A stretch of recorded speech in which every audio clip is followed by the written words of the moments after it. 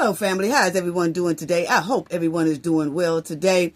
Let's talk about it, family, because Tiffany has finally made her way onto the Millionaires Chart Report and her millionaire lifestyle. How did Tiffany magically become a millionaire? Let's talk about it. And let's talk about how Tiffany made her way on the millionaires list. Yes, and the millionaire details that made her be calculated to be on the millionaires list. Yes, let's talk about how that was calculated. Yeah, y'all already know what we got to do for the ones in the back. Yes, let's talk about Tiffany being a millionaire. This video is under fair use. Copyright disclaimer under Section 107 of Copyrights Acts in 1976. Allowance is made for fair use for purposes such as criticism, comment, news reporting, teaching, scholarship, and research. Fair use is a use permitted by copyright statute that might otherwise be infringing. Non-profit, educational, and personal use tips the balance in favor of fair use. Yes, fair use. All rights and credits go directly to its rightful owner. This video is purely for fair use, opinion, and entertainment. Enjoy. And we also want to add that everything in this video is alleged. Yes. Yes, family. Yes. Fair use. Fair use. As y'all see right there. Yes. So let's talk about it, family. And please subscribe to the channel. If you are not a subscriber already, it is so greatly appreciated. Thank you to all our subscribers, old and new, and our subscribers who are overseas. Shout out to our supporters from overseas. Thank y'all so much for just taking the time to just view the videos of Cafe of Knowledge. I know it's a big time difference and everything, but I just want to give a special thanks to you guys overseas for supporting Cafe of Knowledge. And thank you all. Just hit the like button and hit the hype button, please. It's all free. I promise you it's all free. Thank y'all so much. Click the like and the hype button. If you see that hype button, please hype your girl up. It's so greatly appreciated. Thank you also to the replay game, to everyone in the chat. The chat be on fire. Thank you so much. Thank you to our moderator. Thank you as well to everyone who just leave a comment. So just thank y'all. Like and hype. Like and hype. We will also be talking about Karmelo Anthony situation. Karmelo's family finally spoke. And they gave some new details surrounding Karmelo's case, okay? And we will talk about that, about the information they was given regarding the trial and his appeal and things like that, okay? And we will also talk about some other things that people have going on pertaining Karmelo Anthony and his family and their situation, okay? But first, let's start off with Tiffany, who was labeled as a millionaire on the financial report. Yes. What? First of all, family, Tiffany came in as a trustee, okay? And as you see, Tiffany was grifting, okay? And a lot of the reason why I guess they have her labeled is because of what you see there on the screen about the money and the checks and the credit cards. Yes. And then you remember that Kamal had that old flop shop and all that stuff over there in Illinois. Then they came to Georgia and tried to open up that same flop shop, okay? It's a flop. But anyway, so we're going to talk about it because actually the article talks about how they calculated and viewed Tiffany as a millionaire. And it really makes sense. It makes a hell of a lot of sense. But my thing, family, is Tiffany was a trustee at Dalton, Illinois, okay? She came in as a trustee. with a dry wig and a molded house that is not livable, okay? And then dunking Section 8 out of their money, and then all of a sudden, she becomes a millionaire. Yes, what? She was already broke when she came in as a trustee. And it's quite strange that just a couple of years later, she becomes a millionaire. You can't make this up, family. I'm trying to say this. She became a millionaire basically by using the residents in the village of Dalton and the township, and by using the government. That's basically how she did it, with those 2 supervisor jobs, okay? She had a supervisor job at the township, and she was a mayor at the village, okay? So she was a broke yard bird in 2022, and then millionaire status in around 2025. And she did a horrible job at doing her job. A professional grifter with sticky fingers. That's exactly what it was given. You can't make this up. Now Tiffany is in Fulton County begging us for campaign money after dunking the village and the township and the government in Illinois out they millions. No. It just doesn't work like that, okay?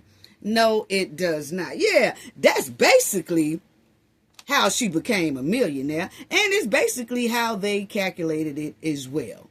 Okay? Came to the South begging us for campaign money. And the thing about it, family, is Tiffany knew that this campaign that she was running over here in Fulton County was going to be a big flop. She knew that anyway. She knew that she wasn't going to win. She knows she's not going to win, okay?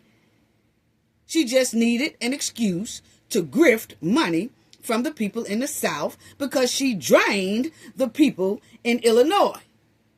Yeah, she drained that little town, Dalton, Illinois. She drained.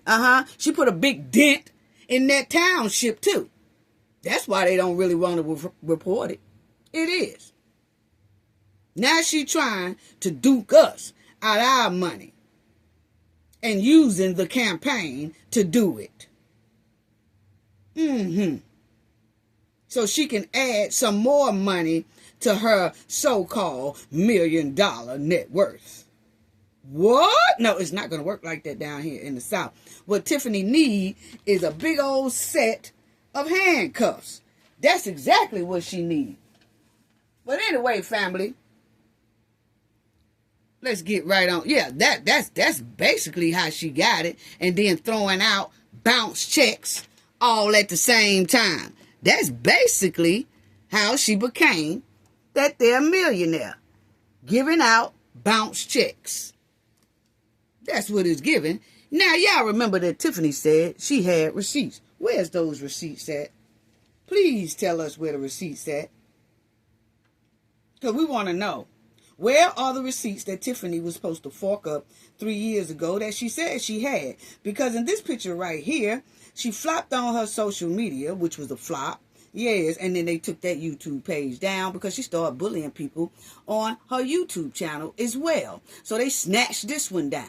But anyway, before they snatched it down, before YouTube snatched it down, she was on her YouTube and she was showing all these here papers.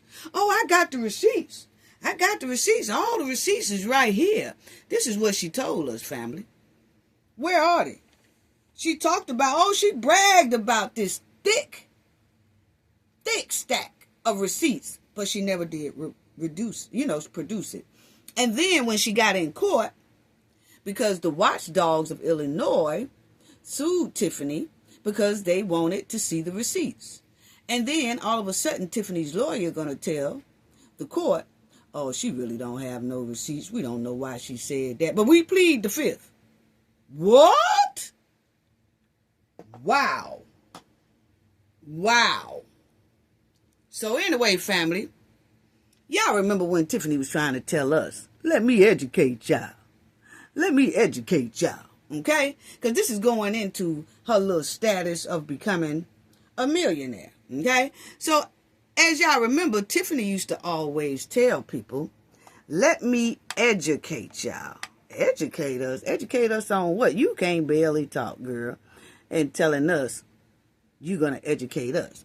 But as y'all see, that from fraudulent tax refunds and real estate schemes to self-serving bonus payouts and extortion-style liquor license, Tiffany made her way onto, like, the Millionaire Report. Okay, now Tiffany also said that she went to this college. Okay, this is what she was telling everybody, and she said that she had this so-called bachelor's degree and all. She used to say it all the time during her community meetings, okay? And she said she had a degree in business administration from Robert Morris University. However, in 2003, Robert Morris was only a 2-year college, meaning the highest degree she could have earned was associate's, okay?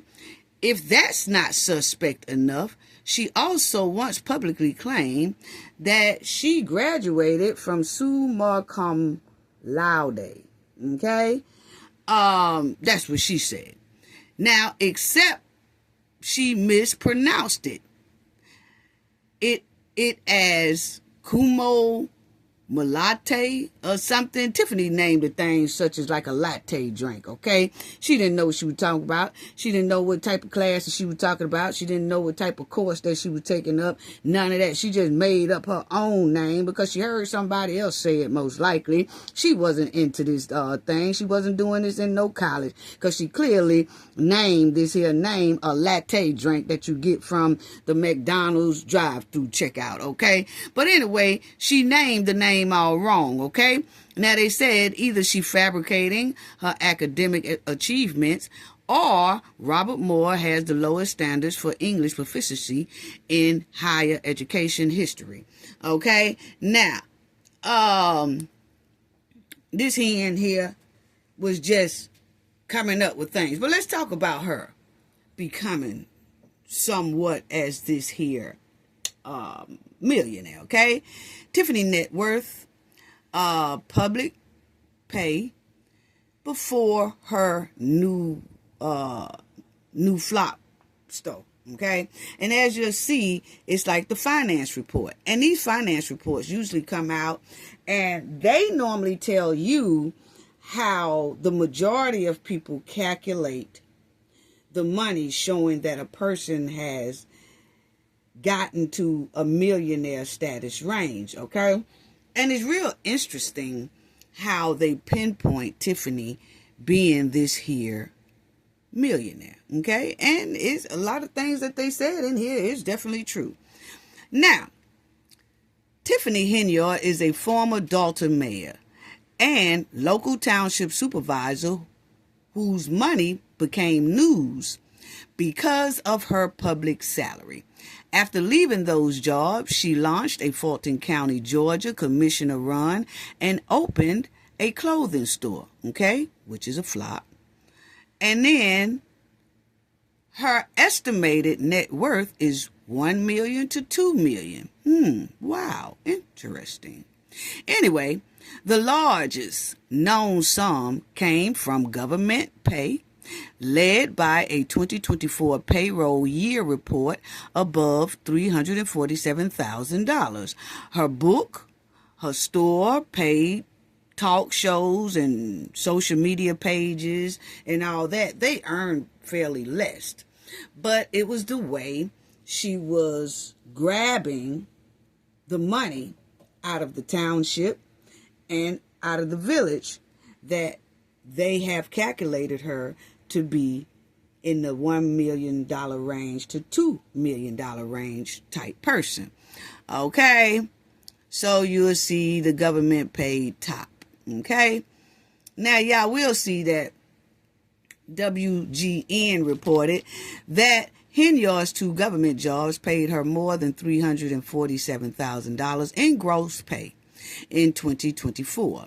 Most came through the supervisor job, $282,000, and $812, including a $202,950 salary, phone and vehicle allowance, and $59,400 listed for expenses.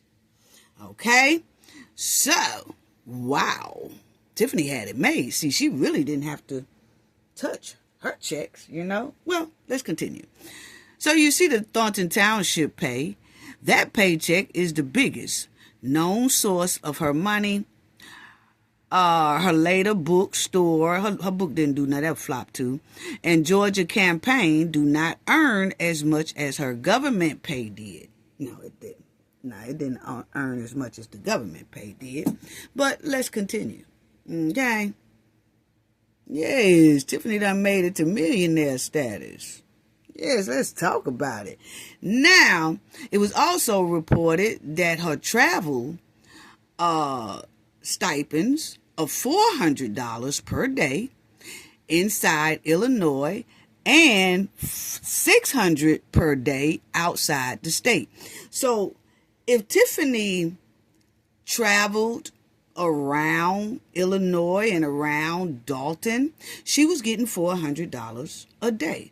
Now, whether Tiffany used $400 a day or not, the point is she was also getting $400 check, to ride around all day or to just chill. If Tiffany didn't go anywhere in one day, she was still getting $400 per day, along with her $340-something a year. Okay?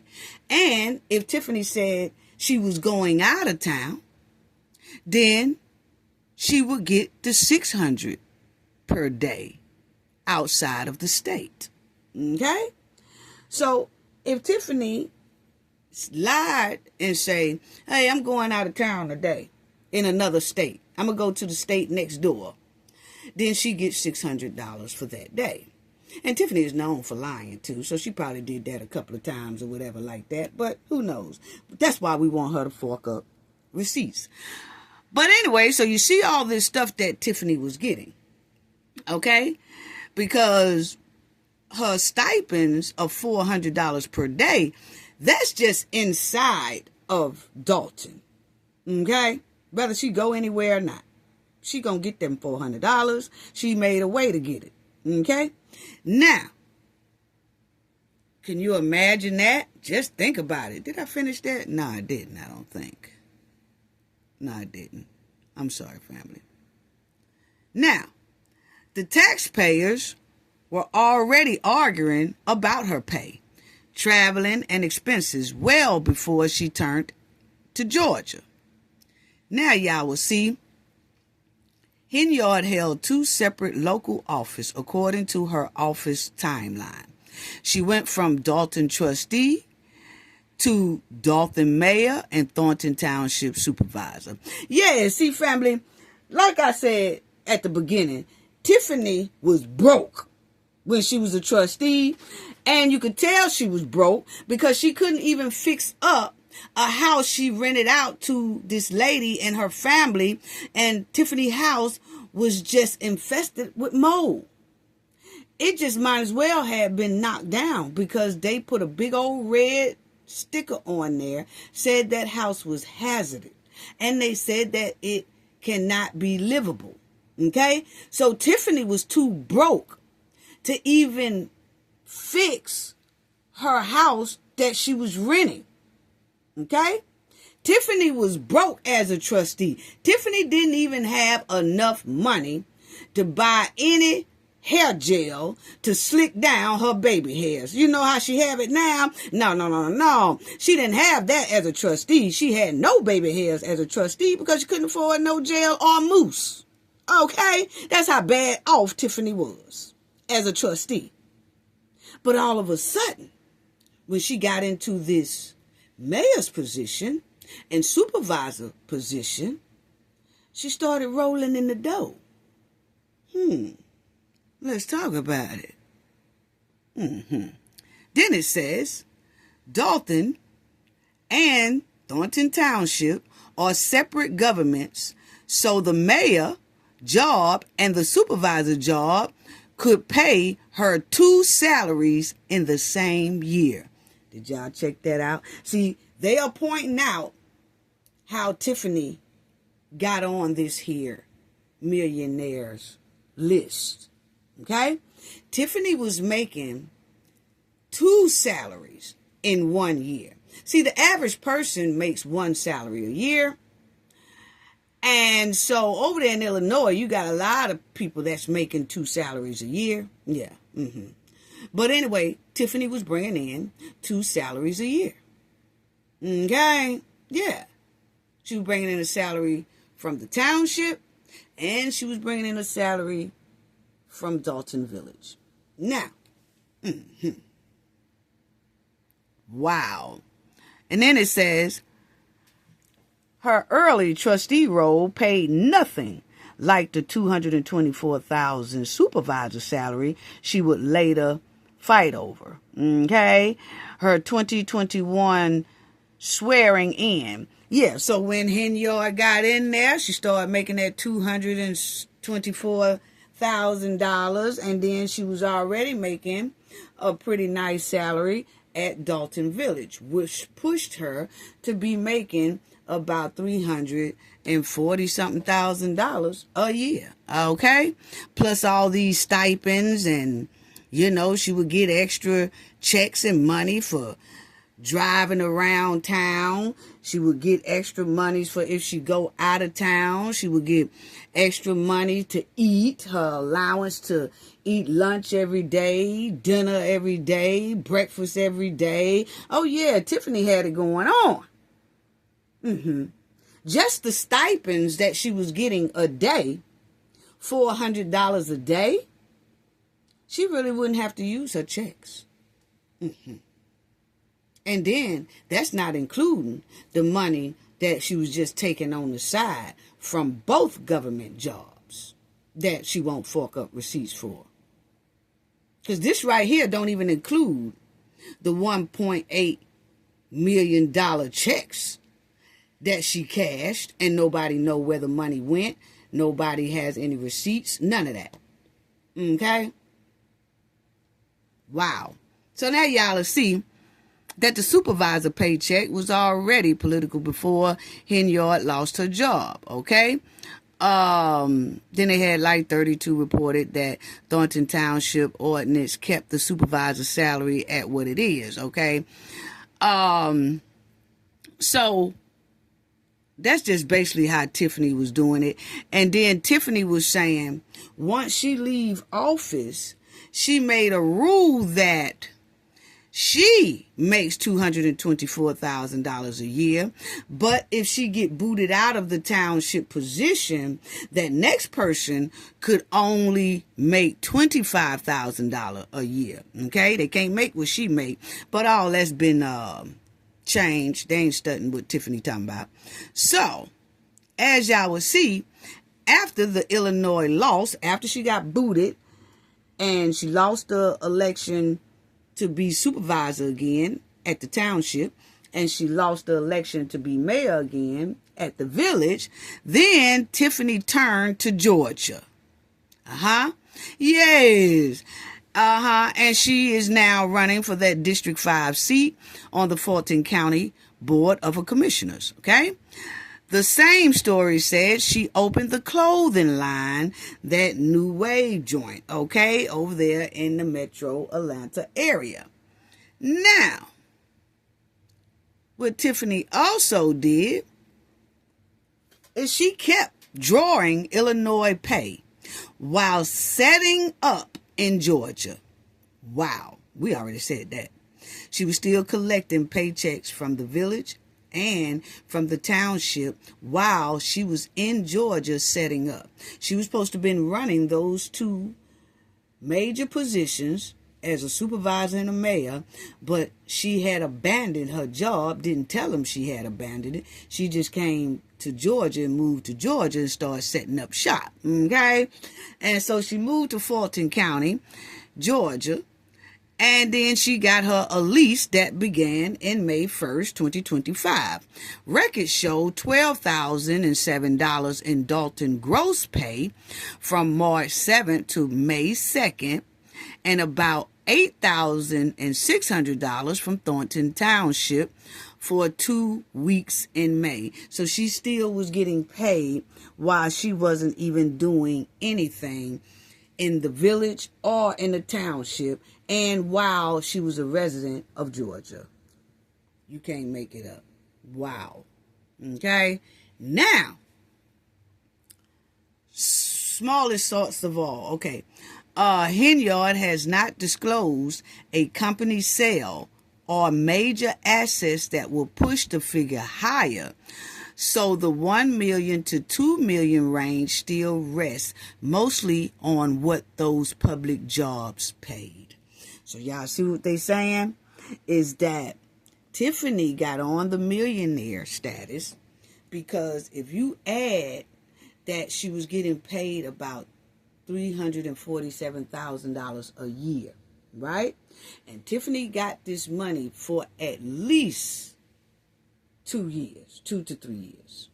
Okay? And so you add that up, 2 to 3 years. So that's 347,000 times 3. Okay? Then you add up all the stipends Tiffany was getting a day for those 3 years. She was getting $400 a day just to be in Dalton, just to get in a car and ride and all that stuff. So, hey, if you getting $400 something a day, it's 30 days in a month, at least the average. So that's really what Tiffany had to spend. So actually, Tiffany was having 3 salaries in one. She was getting her salary from the township. She was getting her salary from Dalton Village.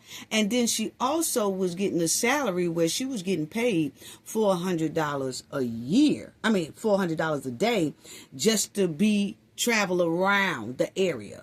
Now, if she go out of town, it was supposed to be $600. Okay? But as long as she's in town, she gets $400.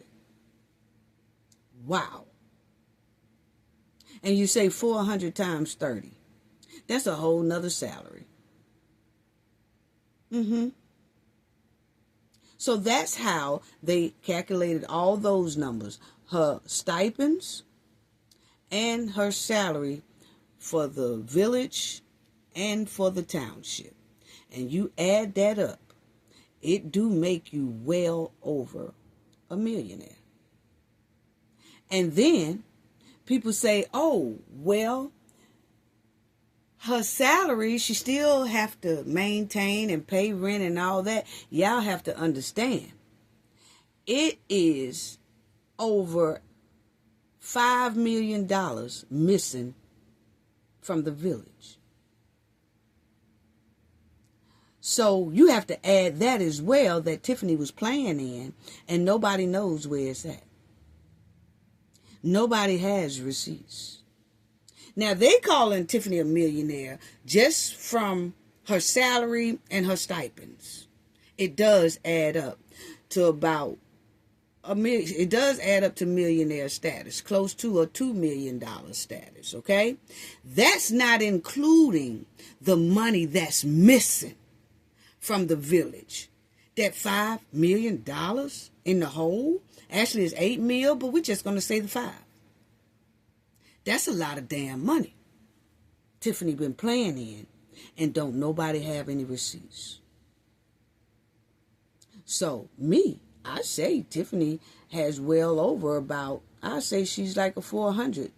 I say she's a $4 million millionaire. Because you count her salary, like they count her salary, her stipends and everything right. Okay? For what she collected within the 3 to 4 years that she was in office. That's right. she is millionaire status, according to that, because she never really had to touch that money. Okay, she was using the taxpayers' dollars and the government money and the money that's missing in the village to do whatever else she wanted to do with. Okay? And then people wonder, well, how did she open that store? It says it right here. And then her and Kamal probably had most of that stuff is from Kamal's flop shop that he had in Illinois. Okay? So a lot of that stuff ain't just brand new. You know, Kamal had to shut his flop shop down in Illinois because the feds was on top of that too. Because Kamal lied and said that he was a youth director at the township and he was making over $100,000 a year. But this ain't about Kamal, okay? But the thing is, Kamal did have a shop that had some old clothes in it. And most likely, those are the clothes that's inside of that Georgia flop shop right now. And they probably put some more new ones on top of it. Now, wow. So she did make that list. She did. But my thing is, it makes sense. And Tiffany was splurging on the government money and the residents' money, tax dollars, and it's just a damn shame. Okay? It really is. Now, I wanted to see, hell, did any mayors in Dalton ever been a millionaire? Like, damn. Have any one of them ever held a mayor position or a township position and was automatically labeled as a millionaire? Like $2 million worth. They are worth about $2 million. Has any other mayor done that? Has any other supervisor in the township done that? And the answer is no. The only person that ever been in the township position who was a millionaire is the person who is supervising the township right now, and that is Napoleon. Okay? And the only reason why Napoleon is a millionaire, not because he dunked the township out their money, not because he dunked the village out their money, it's because he was an NFL player. So he was already millionaire status before he even became supervisor of Thornton Township. Yeah. The supervisor of Thornton Township right now was an NFL player. So that's how he became a millionaire. So we can understand him being in millionaire status, while he's a supervisor. But what we can't understand is how did Tiffany become worth $2 million after working in the township? Because nobody else has ever done it.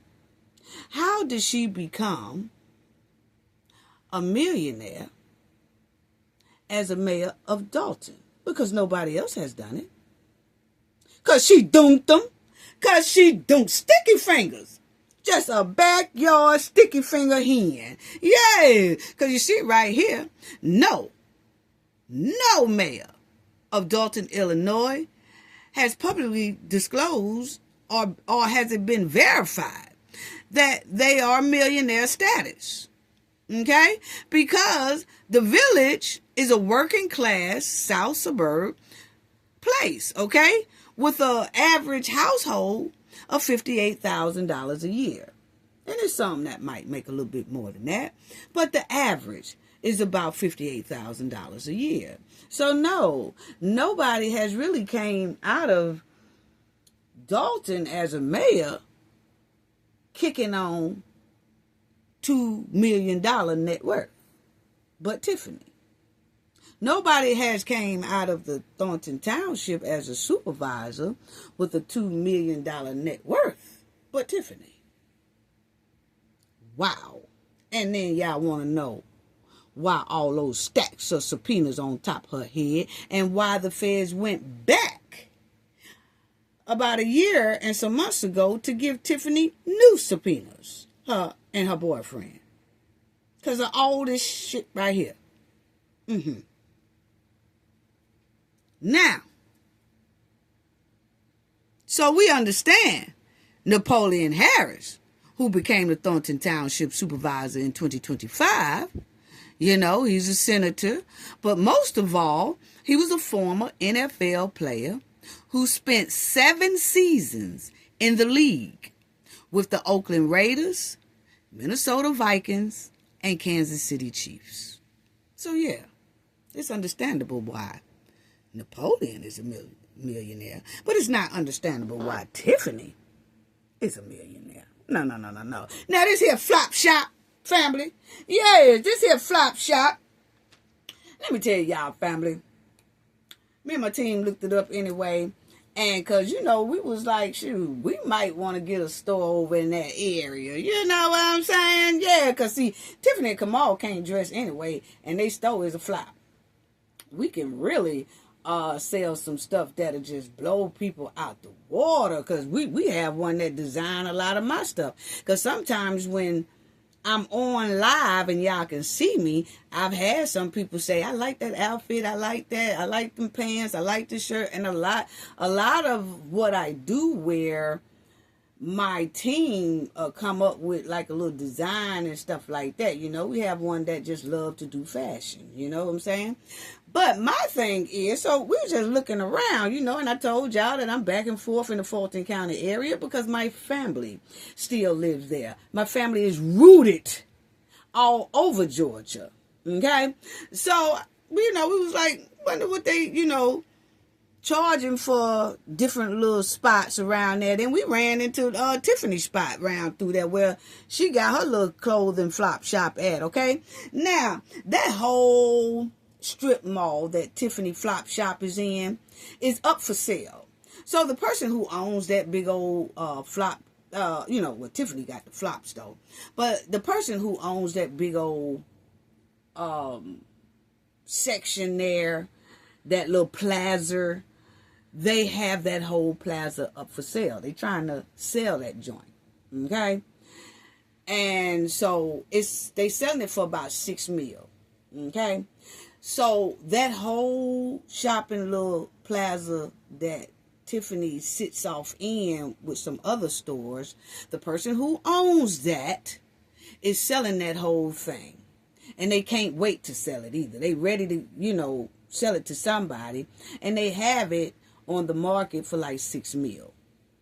Now, Tiffany little spot that she got in there, she has to pay $11 a square feet for that joint she's in. And it's 1,380 square feet. Okay?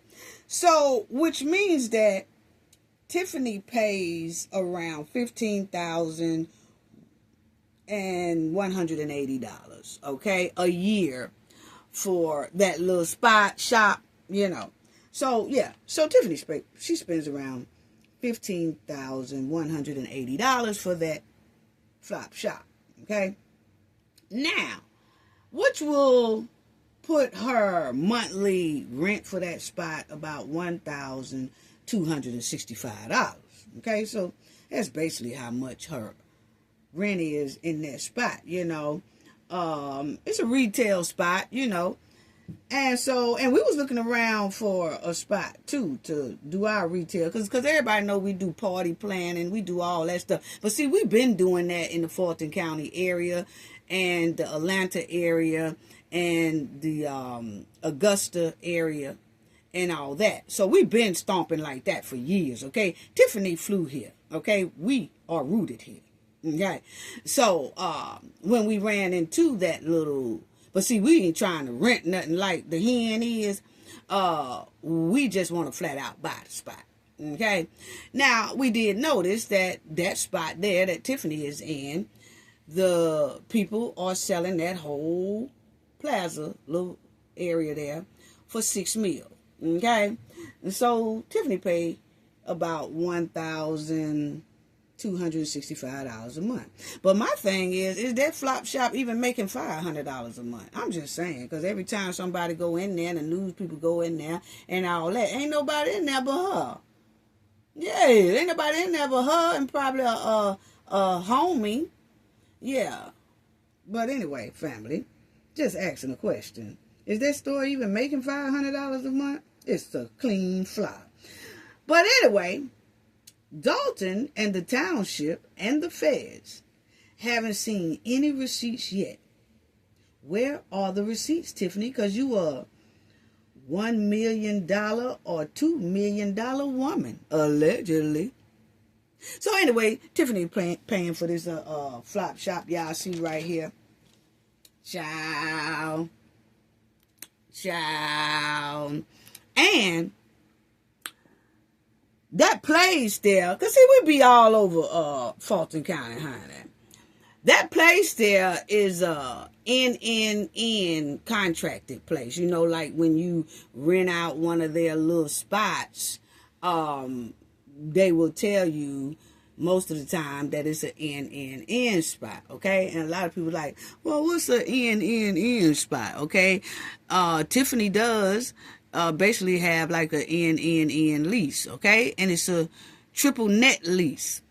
And it is a commercial real estate agreement where the tenant pays a lower base rent but agrees to cover all 3 primary property expenses, okay? They agreed to pay their property taxes, building insurance, and common area maintenance. So if anything go wrong with it, get a leak, the toilet stop up, all that stuff, it is not the landlord's responsibility. It's Tiffany and their responsibility, okay? And then when it comes to paying the taxes for the property taxes, Tiffany has to pay her portion of the property taxes. You see what I'm saying? Yeah. So like if that building property taxes is say like $1,000, and then you got 5 different stores in that little plaza. Well, each one of them will have to pay $200 because, you know, they have to pay the property tax. And so it would be $200.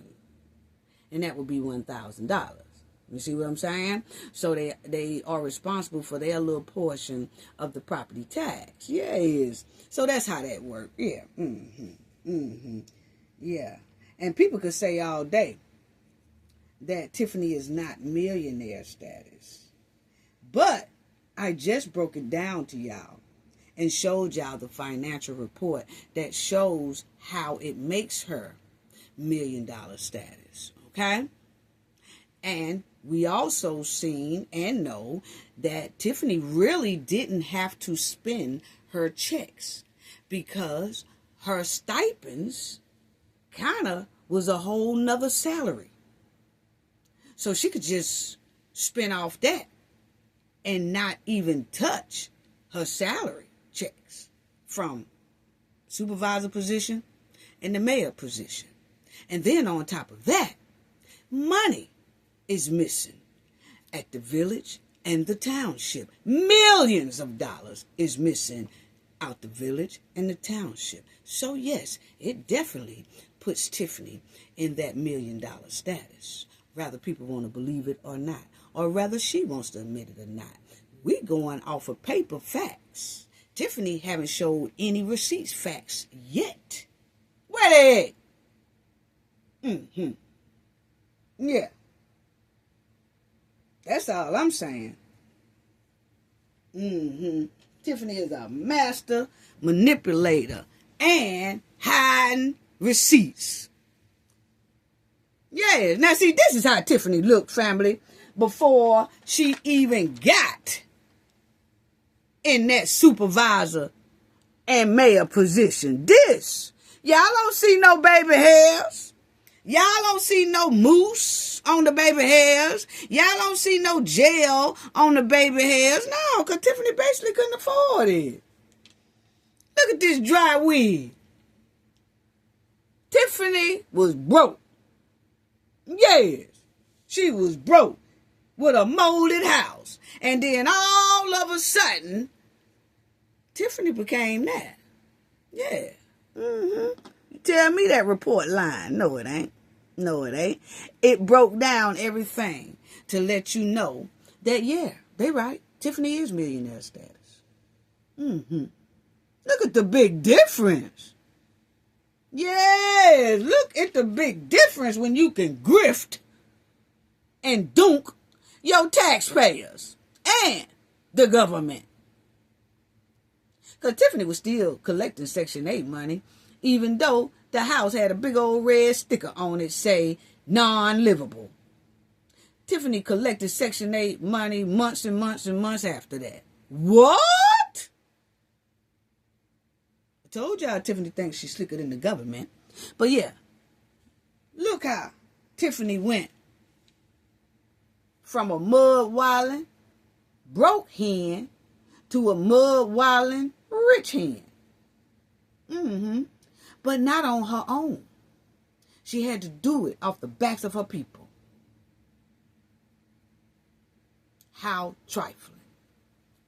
How trifling. Look at this. Look at this. Yeah. See, that's her stipend. $400 a day? Shit.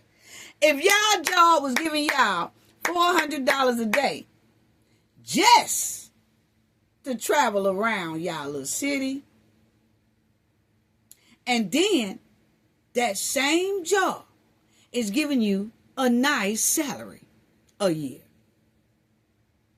and then you digging off in their bank account and their checks and their credit cards. You swiping their credit cards every time you want something or want to do something, or your goons want to do something, or you want to party, or you want to splurge or whatever. Oh, you got it made. So yes, we could see the millionaire status. But my thing is given that Tiffany is, like that report said, millionaire status, but it's given that the $1 million is stashed. Or either, is it in somebody else's name? We just asking a question. Yeah, we just asking a question. But it shows right here. Look at here. Look at here. Yes. Went from broke to rich. And then left the people broke. Left the community broke. While she ran to Fulton County for a better living. You can't make this up. And then when she runs back to Dalton, those people, the majority of them, got their hands out welcoming Tiffany. And they living in hardship after Tiffany done dumped them. Wow. She'll go right back tomorrow and play in their face. But see, she can't play in our face down here in the South. That's how come she running back and forth to Dalton more often. Because the South really ain't playing with her or Kamal with they okey dokes and shenanigans. No, it's not that easy to come sticking your hand in our bag. And what we sure enough ain't gonna do is be smiling in your face and you thinking that things are all good and gravy down here while you trying to put your sticky fingers in our taxpayers' bag. We got enough of those going around here in Fulton County, okay? We don't need nobody flying in trying to join in on trying to bankrupt Fulton County. Look at here. Yes, look at here. Big difference, ain't it, family? Wow. Big difference. Y'all see how this hen did? You see how this hen came up as a millionaire off of people who really need help.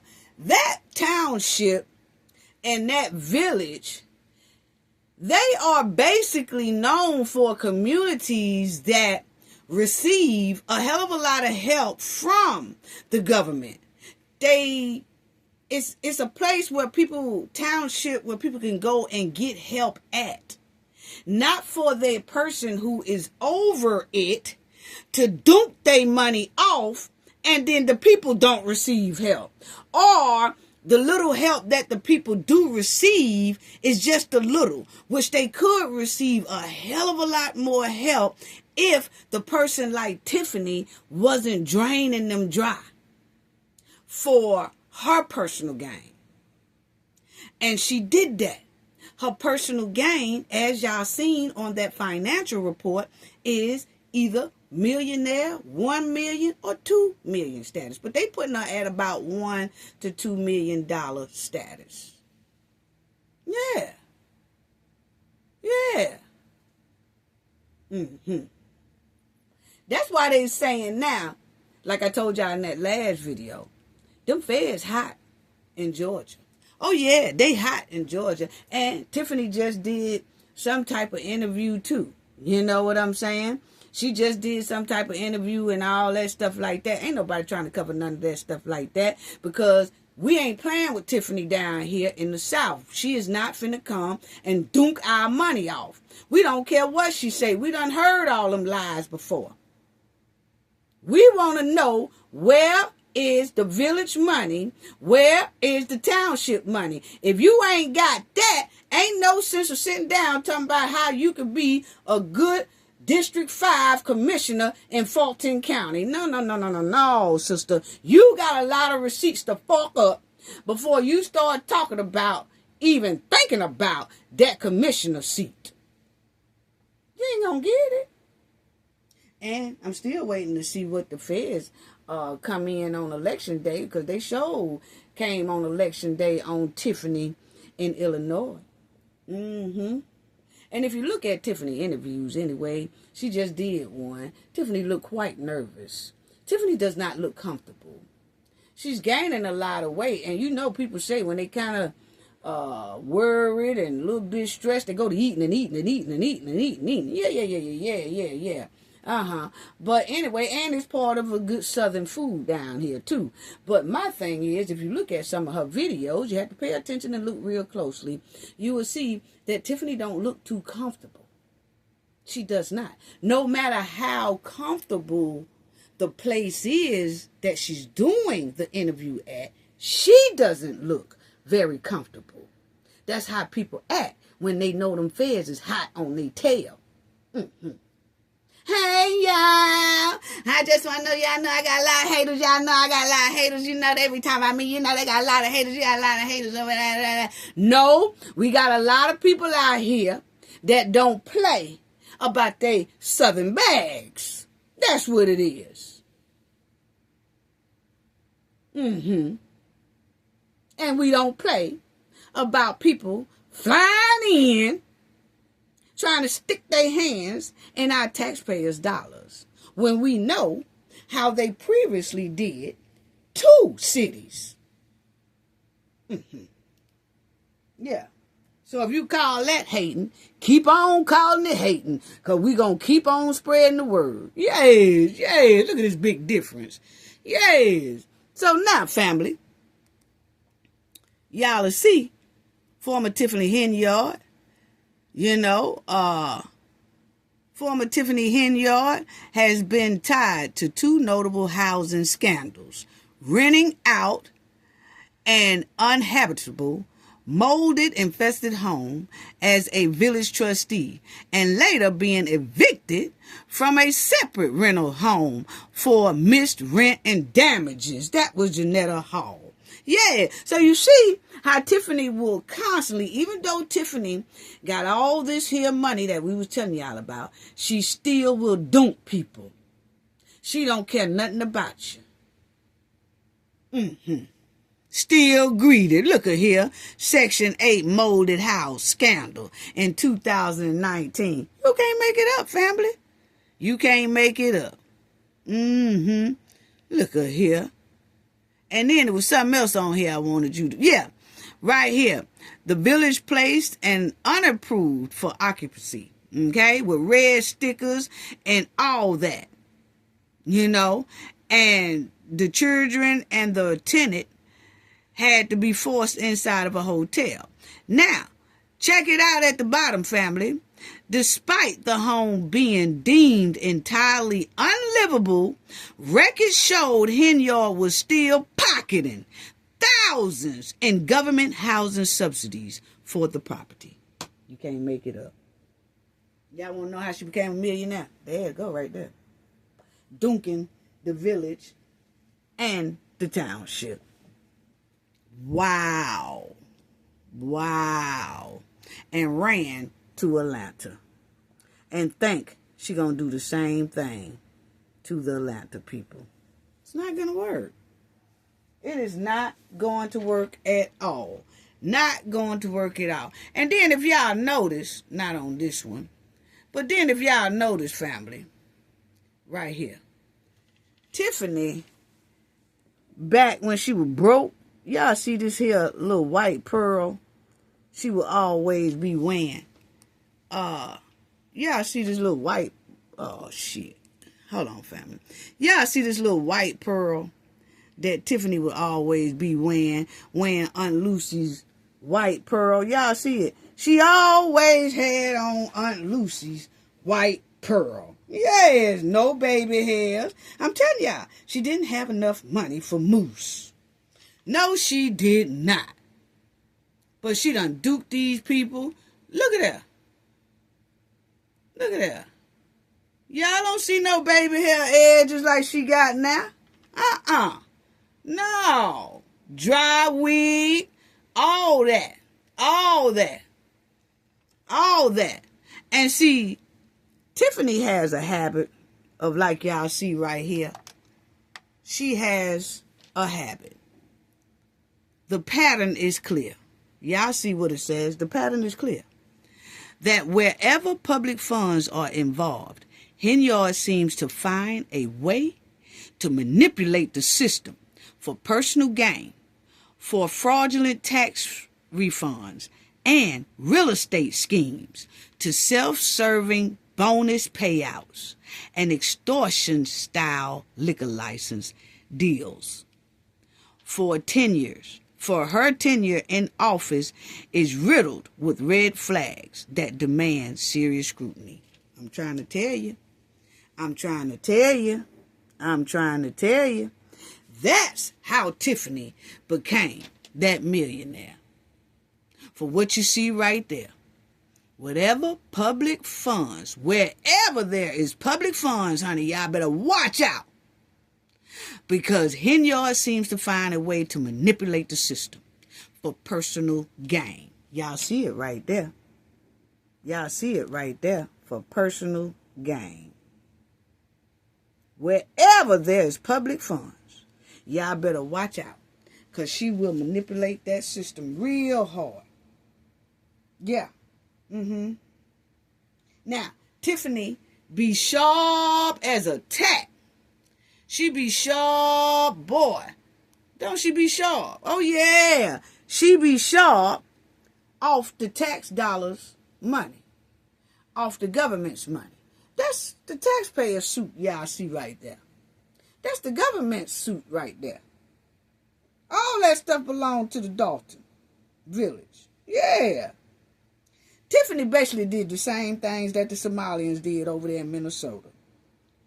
She took from the government for her personal gain to become a millionaire. Yeah, that's exactly what she did. And then the sad part is, family, is that little campaign that's going on down there in Fulton County. Tiffany still hadn't put a picture up. She still ain't put up no agenda. She still hadn't put up no plan for what she planned to do if she got to see. None of that. She don't care. That is not her focus. Her focus is exactly what they say here. Wherever public funds are involved, Henyard seems to find a way to manipulate the system for personal gain. That's exactly what this here is. And that's why we keep riding her bumper, and we will not let her get away with that. She has ruined basically 2 cities in Illinois. And she's running to another city way in the south, Fulton County, to try to destroy that one too. And Fulton County already have a hell of a lot of problems already. But Tiffany is still trying to wiggle and snake her way into making it even worse. And it's sad. She ain't even got the decency to put up a picture for her campaign. She ain't even got the decency to write what her goals is, you know, what her plans are. None of that. She does not care. No, she don't care. She just on a snake mission. A janky mission. That's all that is. Now, I just want to tell y'all about Tiffany so-called is a millionaire, y'all. What? Them feds hot. Them feds hot. Yes, they is on Tiffany bulk. Yes, they are. Now, let's get to Karmelo Anthony's thing. Now, Karmelo Anthony family finally said something. Yeah, they finally did. Broke their silence. And, you know, when I did my last video, right when I released that video, then I hear the parents break their silence because I kept saying, hey, they too quiet for me. They too quiet for me. You know what I'm saying? And they finally broke their silence. And they did amazing at telling their side of the story and things that was going on. It's kind of heartbreaking to hear a lot of things that they said, that they disclosed about what been going on since this incident even happened. So I just want y'all to listen to their first interview, and then they did a second interview on the Breakfast Club, okay? And then I also want y'all to hear some more other stuff. The Metcalf dad, Jeff Metcalf, he had something to say to Black Americans and to Karmelo's family. So we will talk about that as well. Yeah. So let's get into what the family said, because, you know, I kept saying in my last video, you know, that they was just too quiet. So let's check it out. My son didn't intend to hurt anyone. My son was defending himself and didn't intend to hurt anyone. My son was defending himself. What stuck out to you? What stuck out to me, this is the dad talking. But I was trying to be, you know, like, all right, it's not that big of a deal. I mean, the truth is on our side. At the sentencing hearing, now he said when he saw the old all-white jury, when he saw the all-white jury, he said he wanted to say something, but he didn't. Okay? And so let's just hear more about what he said about it. What stuck out to you? What stuck out to me, number one, was the all-white jury. But I was trying to be, you know, like, all right, it's not that big of a deal. I mean, the truth is on our side. At the sentencing hearing, the defense called only one witness on Anthony's behalf, his mother, Kayla Hayes. What did you tell the jury? To have mercy on my son. What do you say to his grieving family? It's unfortunate to where nobody wins. We've all been hurt by this. Everybody. That poor boy is fixing to experience a life that I would not wish upon anyone. Okay, that was Metcalf broke in that little spot right there, said this young boy is going to experience a life that I wouldn't wish on no one. Why did he say that? That sounds like a threat. Okay? Because most people would say, you know, this person is in prison and in jail, and I just feel like that's what they deserve, to be in prison. But to go deep, this boy right here, he gonna experience a life that I wouldn't wish on nobody. That sounds somewhat as a threat. And I felt that way, right? And then something said, nah, you know, maybe that's just how he speaks, because this interview right here, they also talked to the dad, right? But then the dad came back and did another interview, and then I said, what I felt at first about what the dad said in the first interview that y'all just heard sounds like a threat, I was basically right. Because the second interview, he let out all his feelings about how he feels, okay? And once again, on this channel, I will not tolerate any disrespect. So if you take the time to even write some disrespect, you just played yourself. Because my team and I most likely will delete it.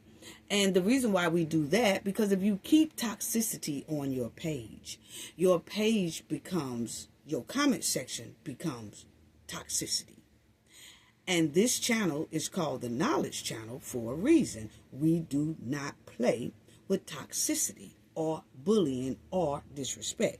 It's clearly YouTube's guidelines, okay? So we follow the guidelines. So if we follow the guidelines, we expect for other people to follow the guidelines up under our channel, okay? Now, back to this. So let's continue to what was said in this here interview, okay?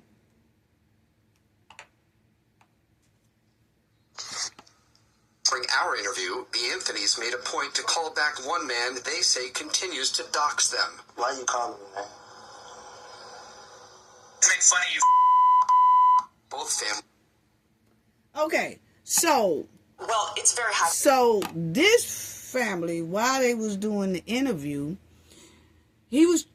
Karmelo's daddy was trying to show the news person that, see, this person keeps calling me now while he was doing the interview. So then he decided to call that person back so the news interview man can hear the type of nasty messages and things, that calls that they get damn near every day on the hour, right? So he played it, and that's what y'all heard. But let me stop and say this right here, is that I noticed, well, I'll let this continue on. I go ahead on let this continue on, because I really wanted to say something about the area that they had all this here stuff going down at. Let me see. Hold on, family. Let me see. Well, no, that's not it. But let me tell y'all this right here, okay? Because I noticed that my team, you know, they have families and things like that in Texas as well. And so they was talking to someone, and they was trying to tell them as well that actually that stadium that this all happened at is not really in Collin County. That is in Denton County. And that Denton County should have had this case. The ratio of black Americans is still not that high in that county. But at the same time, a lot of people that was in Collin County running Karmelo case, that was running it unfairly, wouldn't have been able to do that much unfairness in the Denton County area, which is why nobody really heard about that stadium. Has a borderline of Denton and a little bit of Collin County, but the majority of it is Denton. Okay? So why wasn't Karmelo case held in Denton? Why wasn't it moved there? You know, because it clearly was a lot of conflict of interest inside of Collin County. Okay? Now, the reason, you know, when somebody was telling our team that, I was looking, and this stadium, this Davis Stadium where this here occurred at, right? It says that it's primarily located in Collin County. That's a key word. Primarily located in Collin County, which means that this stadium is primarily located in Collin County, but it also is located in Denton. Okay, with a small portion of the city of Frisco extending into neighboring Denton counties. Okay, and that's exactly what it does. That stadium also goes in Denton. It's Denton. So why wasn't Karmelo's trial held in Denton? Because that's obviously, if you want to be technical and map technical about it, it's in Denton. And so then I said, well, are they the same counties? And then it tells us no. Collin County and Denton County are two separate counties in Dallas. Okay? Fort Worth. Okay? Now, so we started looking, and you see the name of the stadium, right, family? Y'all see the name of the stadium right there, up top. Okay? That David Stadium. Then we started seeing what all it does, primary use or whatever. Now, this stadium was renamed too. Okay, because it wasn't named the Davis Stadium. It was named just basically like Memorial Stadium, okay? And then it was changed to this Davis Stadium. But my thing is, this location where this thing here happened at, okay? The location, what does it say? Now, we're talking about this stadium.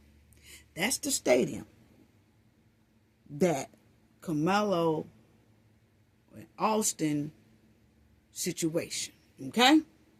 Now, I said, well, we was all saying, well, what's located by there? What's located by this stadium? Whatever is located right next to this stadium, we're going to see where they say that is. And let's see if they say it's in Collin County or Denton County. So for an example, family, you have to watch when you're Googling things that they're going to constantly push you to Collin County. So when we kept looking at this stadium, because Karmelo and them case is a big case, it keeps pushing you to Collin County, Collin County, Collin County, right? So what we did was say, what is right next door to that stadium? And whatever is right next door to that stadium, is that place considered in Collin County or Denton County? Then we'll know what that stadium is considered. Okay? And we did that. And so we wanted to see what was right next to that stadium. Not no block away, 2 blocks away. We wanted to know what was right next to that stadium. What's right next door to that stadium? And you will see location next to that stadium is Stanley Middle School. Okay? And also that Bruce Eubanks. Okay? So we said, okay, let's look up those. Stanley Middle School and then the Bruce Eubanks. Okay? Nathatourism. Okay? So we wanted to see those. And so what we got was Stanley Middle School, Frisco, Texas, is situated in Denton County. So that stadium is in Denton County. Now they might want to say, oh, it's in Collin County. What it is that stadium is an independent stadium that the Frisco area and the Collin County has kind of control over that stadium because that's their personal stadium, right? But just because it's my personal stadium don't mean that it's in my personal jurisdiction. Okay? That's just like if I have a house, but it's in another jurisdiction, right? If something happens at that house I cannot make that situation come to the county that I have another house in. Whatever situation goes down in that county where my house is, where my other house is, that's the jurisdiction that we have to deal with. So it shows again, why was Karmelo Anthony trial in Collin? And they can make all kind of arguments in the world that it's supposed to be there, it could have been there. My thing is, this here Stanley Middle School is right next to this stadium. And they consider that school situated in Denton. And so is that stadium. But somebody just had to have this here trial in Collin County. Told y'all it smelled like skunk meat. From jump. From jump. Yes, it did. From jump. From jump. And as y'all will see, that there Bruce Eubanks, right? It is adjacent to that Memorial Stadium. So, if this Bruce Eubanks is connected to this stadium, and the Stanley Middle School is right next to this stadium, and Stanley Middle School is in Denton. So then that means, and this here Bruce Eubanks is connected to the stadium, then that means it's all in Denton. It's all in Denton County. No matter how they want to word it or do it or whatever. If you look at the map, it's all in Denton County. Yeah. It's in Denton County. It really is. And if they want to consider, that's part of Collin. Well, did the family and everybody, see, this is what I'm talking about having a very good pit bull lawyer that could have argued that map. Because Collin and Denton crosses into like the same areas. So both jurisdictions could have had a say of having that trial in Denton, considering that, and it's not too far away, it's just two different counties. Okay? But for some reason, they had to keep it in Collin. Mm-hmm. And that all smells like skunk meat, may I add. Mm-hmm. So once again, y'all will see that stadium is right next to that Stanley Middle School. And that Stanley Middle School is considered in the county of Denton. Just showed it to y'all. Now, let's go back to the family's interview. They also did an interview on The Breakfast Club. Let's listen to that one as well. Hard to get an appeal. He filed as an indigent, but we're gonna listen to this one. He doesn't have the resources to retain an attorney on appeal. He would like the state to pay for that. There are some issues whether or not that's going to be granted. There was a GoFundMe. Now this is a lady. My son was defending himself. Now this is a lady I want y'all to hear that she was also on the show, and she was saying that Karmelo wants to file for an appeal, and that he most likely won't get the appeal. It will stand. And it's just given that so many people are trying to come out and stop the appeal. Now, I'm not saying this is what this lady was trying to do, but what I am saying is she put it out there in the air like that, but it don't sound like she really looked into this case and seen that the trial was done unfairly. And like I said, It's not about him being charged. What is about with me is, was the trial fair? Did the person get a fair trial? A person's supposed to have a fair trial no matter what. And the trial was not done fairly, in my opinion. Okay? And I know I be in the courtrooms all the time with different situations like this because that was my career. Okay? But my thing is, if you don't get a fair trial, I'm going to say something. Okay?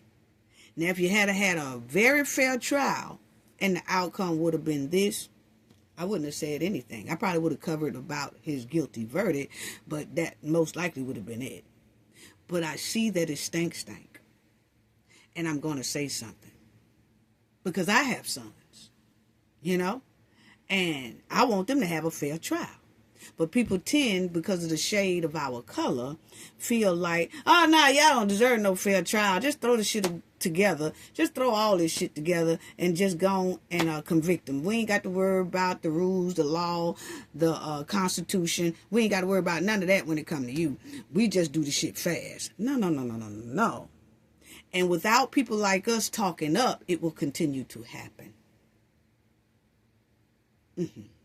So this lady here just automatically started saying, oh, well, you know, they're going to get a fair trial. And to me, it felt like she was just putting it in the air to kind of let the people know, oh, he ain't going to get no appeal. What?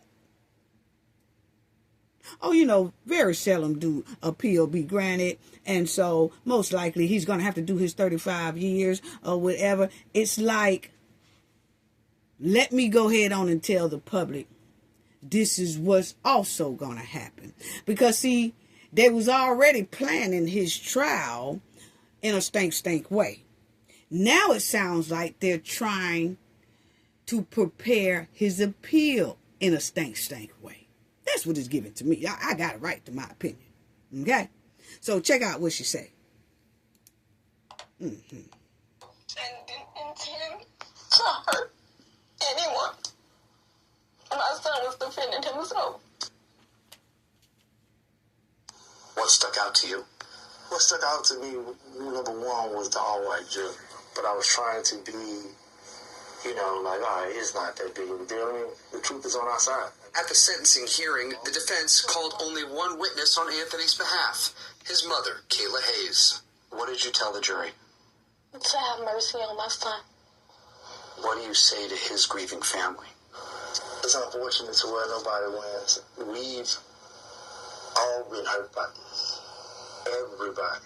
That poor boy is fixing to experience a life that I would not wish upon anyone. Now listen to this lady. During our interview, the Anthonys made a point to call back one man they say continues to dox them. Why are you calling me, man? To make fun of you. Both families. Now check out this lady. Well, it's very high bar to get an appeal. You know, he filed as an indigent, meaning he doesn't have the resources to retain an attorney on appeal. He would like the state to pay for that. There are some issues whether or not that's going to be granted. There was a... Okay, now, that's another thing. When Karmelo got sent to jail or whatever, right? They automatically, I guess, approached him with, do you want an appeal lawyer? Do you want a court-appointed appeal lawyer? And all that.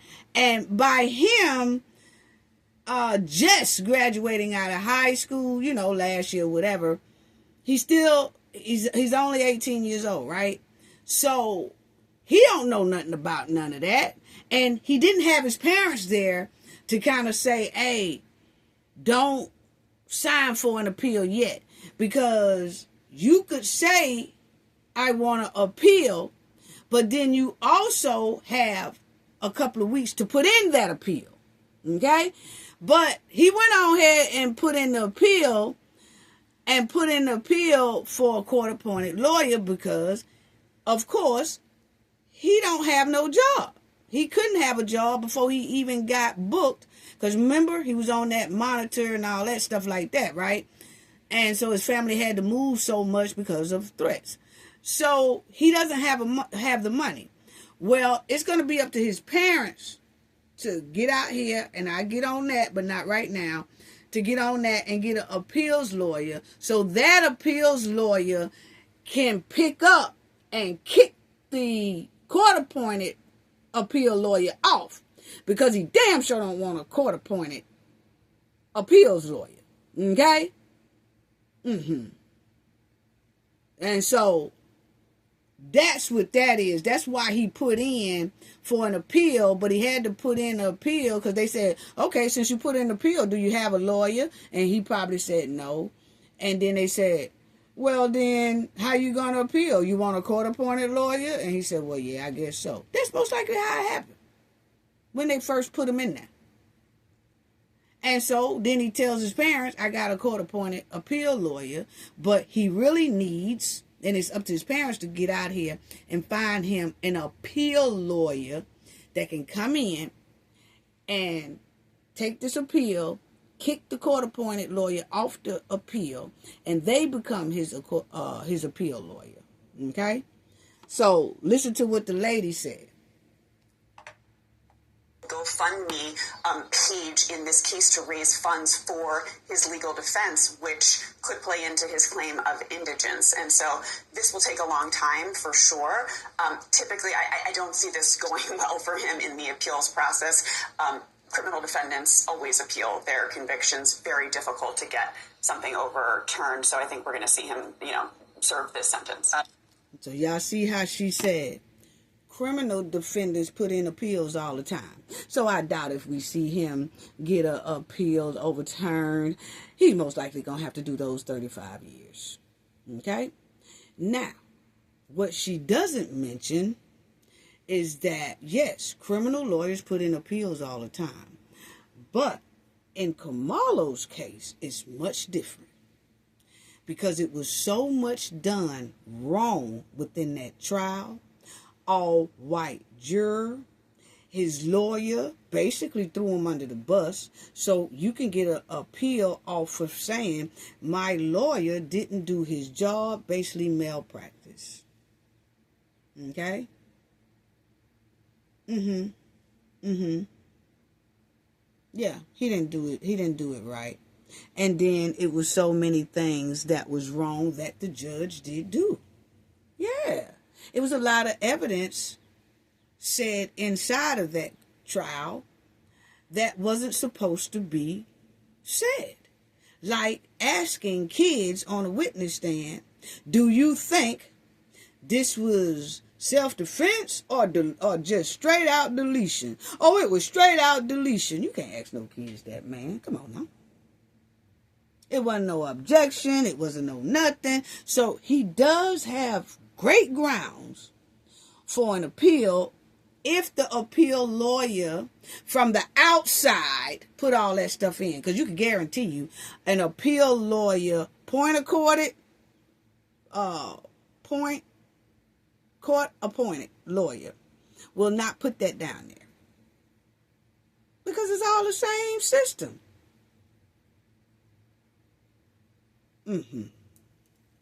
And the court-appointed lawyer most likely know everybody in the place that convicted him. You think he gonna go against them? Nah, I don't think so. Now, listen to the Breakfast Club interview that they had. Right now, we're in a nightmare. Doesn't feel real. We've been up all night, praying, waiting for family to come in. We have some family who has made it.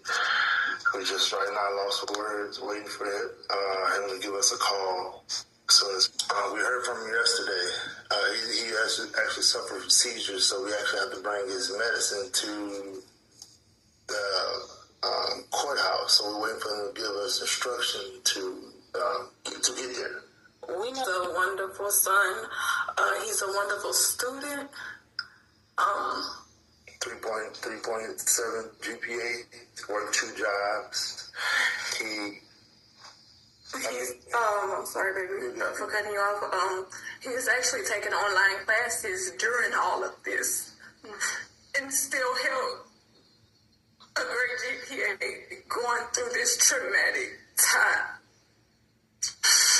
He was a kid. If I didn't say it, he was the captain of a track team, football team.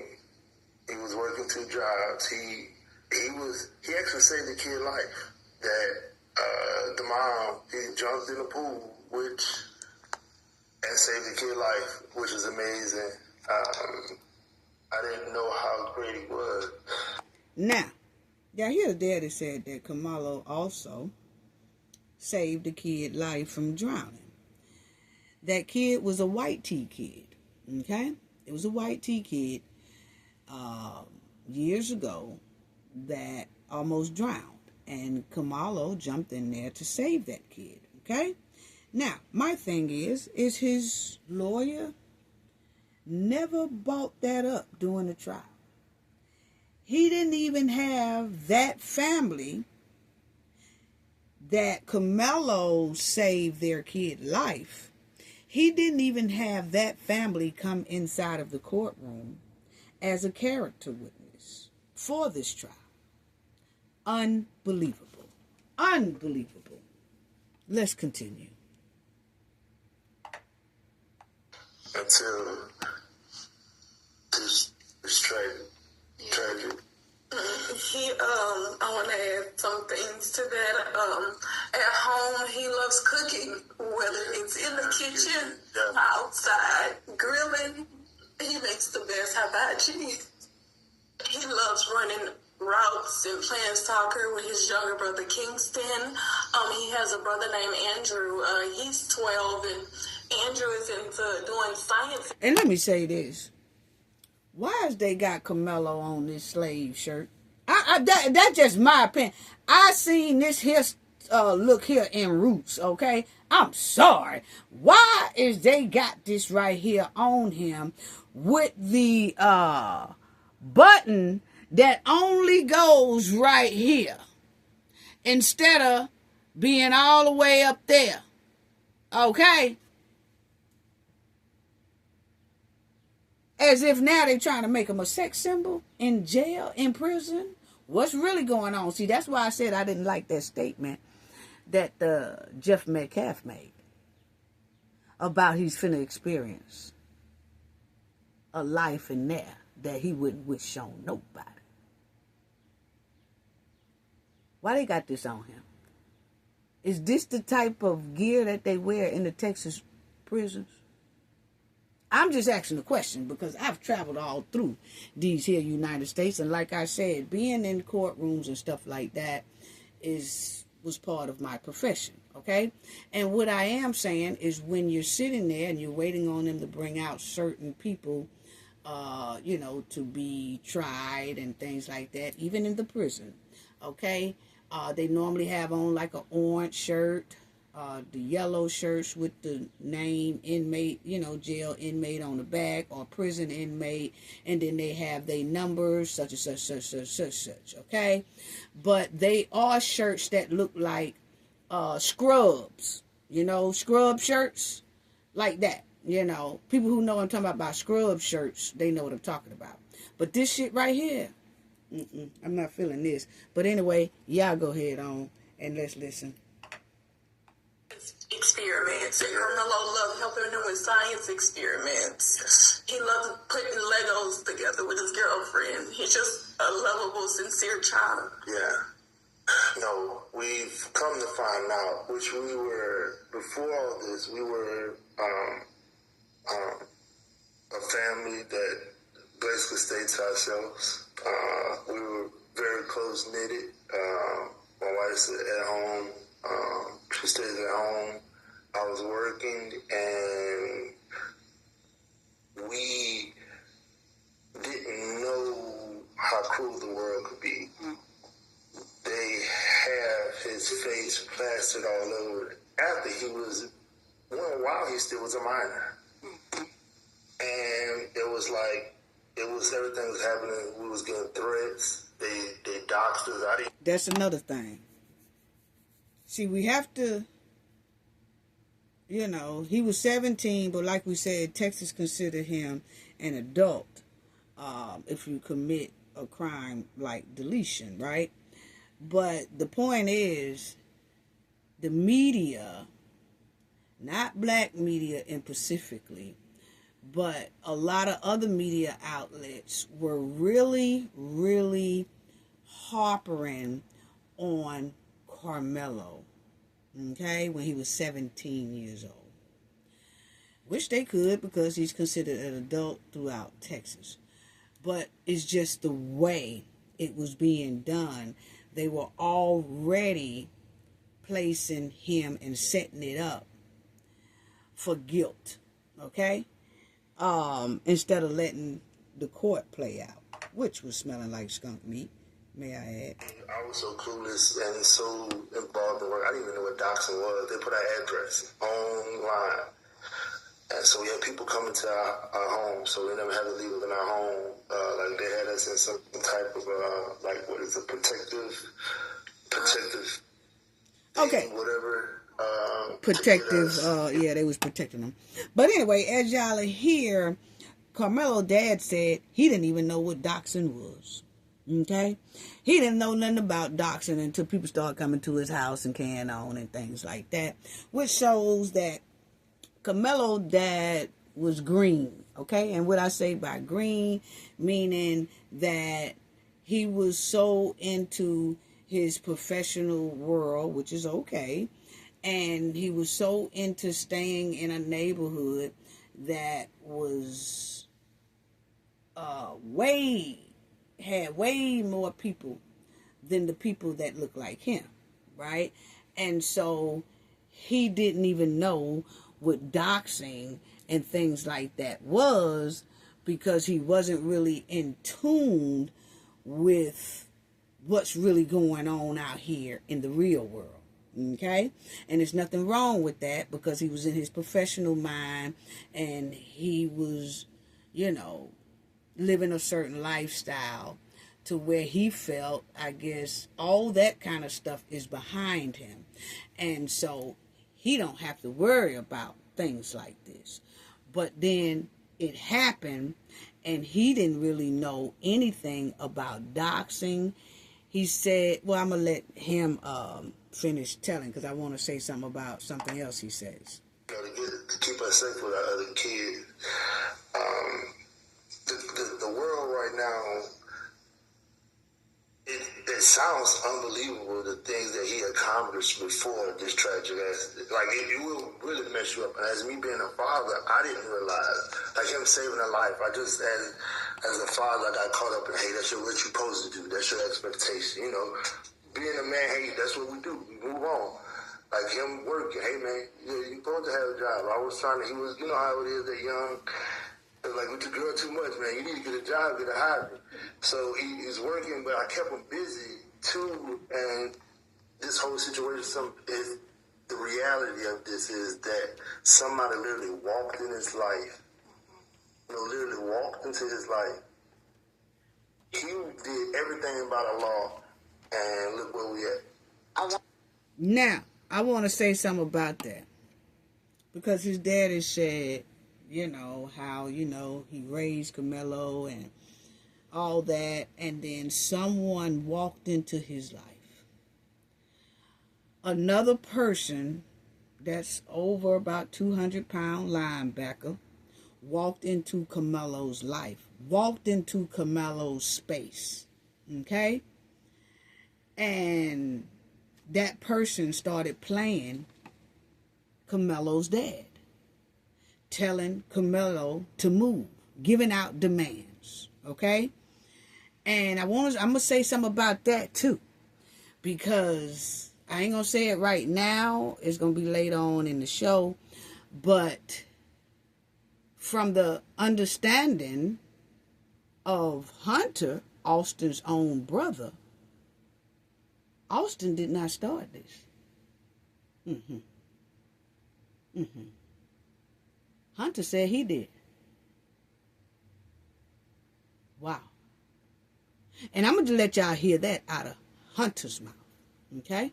It's not me adding it or nothing. It's what Hunter said. Okay? Now, back to this. Someone walked in Karmelo's life and his space. Okay? And we have to tell our kids that they are not parents over another kid or another teen. It's up to parents out here to let their children know that they are not parents. Okay? They can't give orders to other kids and other children. They can't put hands on other kids and other children. No. Talk to our kids, people, because your kids show you signs of them being a bully before they even display it to the public.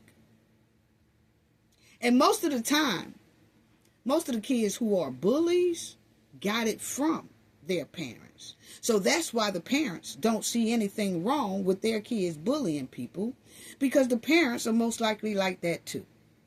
That's for the ones who have kids who are bullies, because the parents see the bullying sign way before the public see it. For an example, when your kid is about 4 years old and they're around other kids and everything the other kids have, that other kid come try to take it. And you have to say, no. That's not yours. You have to share. You have to this and you have to this. And then that kid do it again when y'all go somewhere else. No. You can't do that. You can't do that, son or daughter. You have to share. You can't just take stuff from people. You just can't hit people with things. No. So see, the parent sees the bullying in their child before the public do. It depends on if the parent stops that. But then you have some parents that'll sit back and then while their kid is snatching and taking and hitting on other children, they think it's funny. Oh, my kid don't be playing, do they? They don't play with these kids around here. Boy, my kid don't play. Boy, my kid a Debo all these kids. Ain't shit funny about it. And then they grow up as teenagers with that same behavior. Wow. Tell your kids to keep their hands off people, okay? Yeah. Please do. Because if every parent tell their kid to keep their hands to themselves, we will definitely have less confrontation inside of the schools. We will have less fights inside of the schools. And we will have less confrontation on school properties. Most parents who raised bullies were bullies themselves. Yeah. Y'all tell your kids to keep their hands off other people. Because when your kid pick to put hands on somebody, you can't dictate how that person put hands back on them or how that person reacts. And the way to stop that is adults being adults. You know?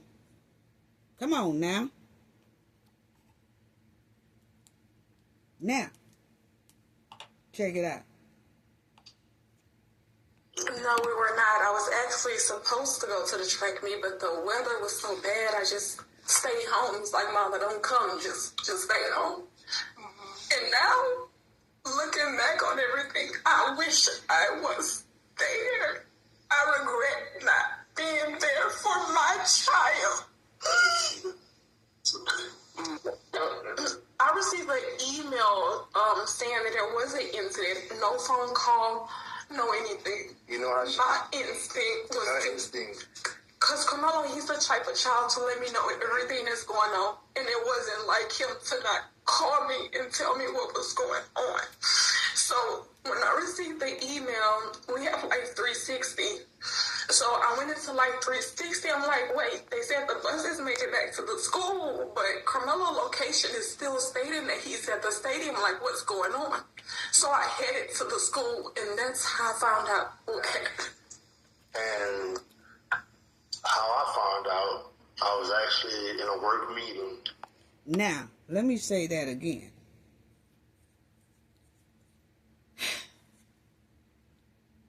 No adults called these parents. No adults called the parents.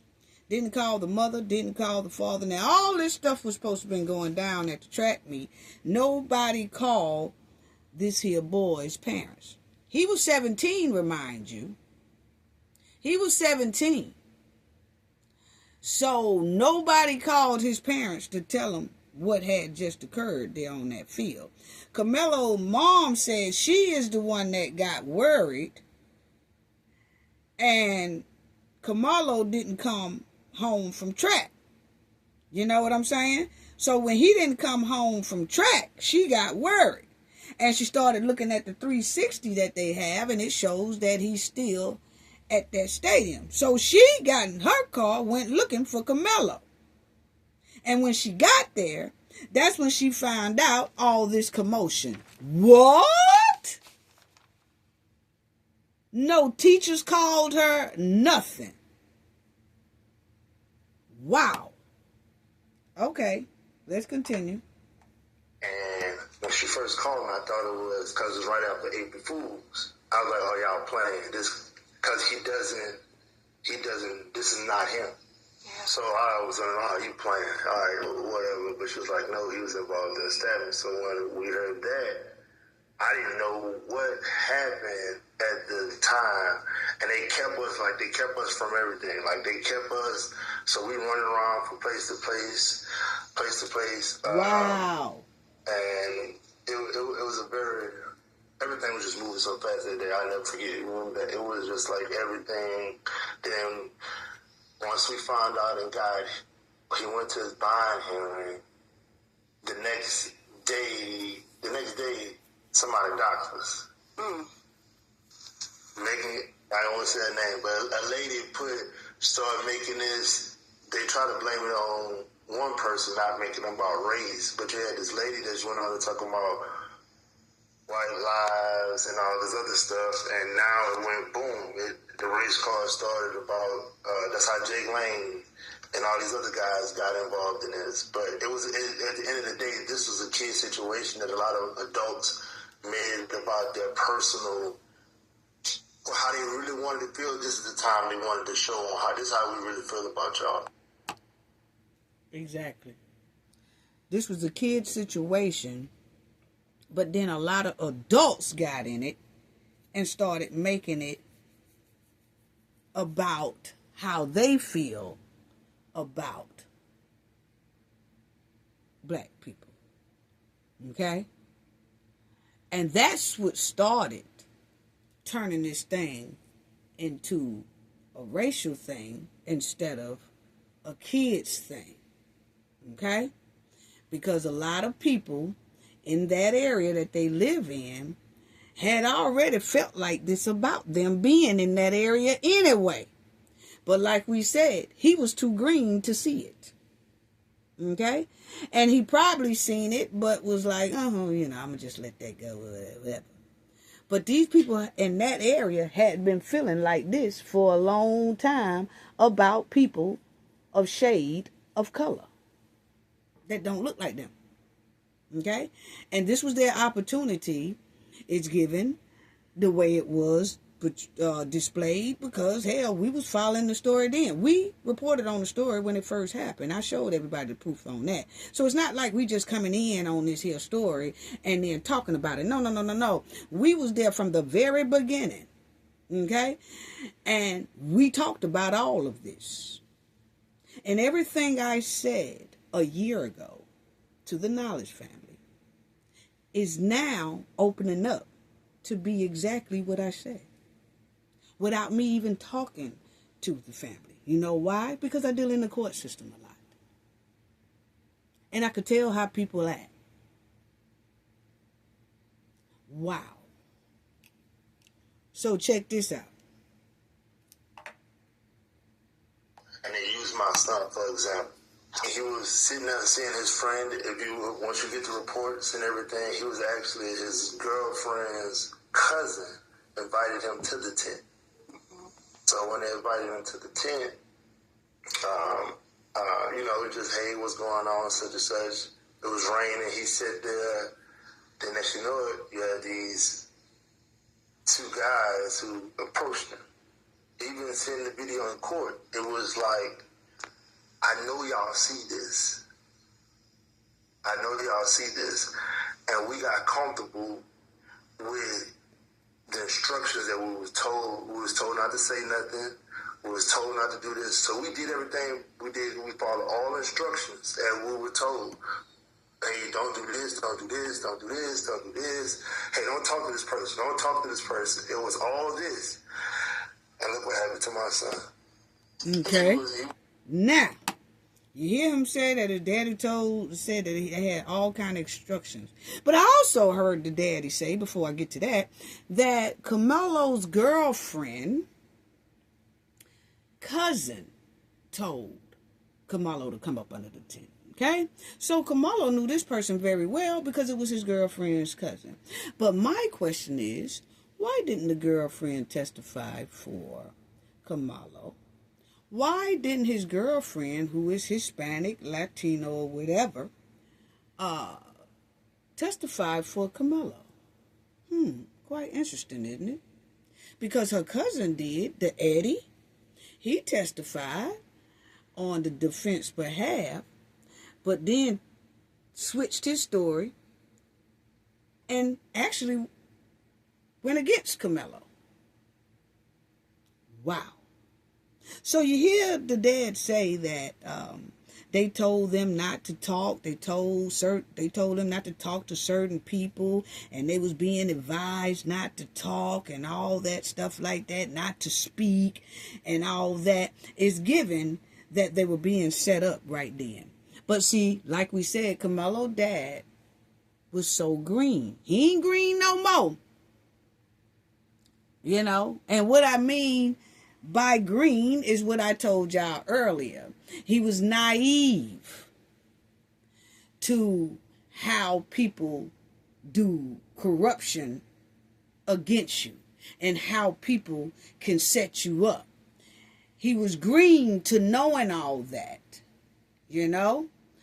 And so he was thinking that people who was telling him not to talk, not to speak, don't talk to this person, don't talk to that person, he was thinking that the people who was telling them that was really telling them something to do that would benefit them. But instead, it was setting them up. It was setting them up. Basically, it was saying, y'all stay quiet, so that we can twist the narrative and make your son look bad and terrible to the public. Don't y'all say nothing. Y'all stay quiet while we twist the narrative against your son. So that we can continue to make him look like the villain.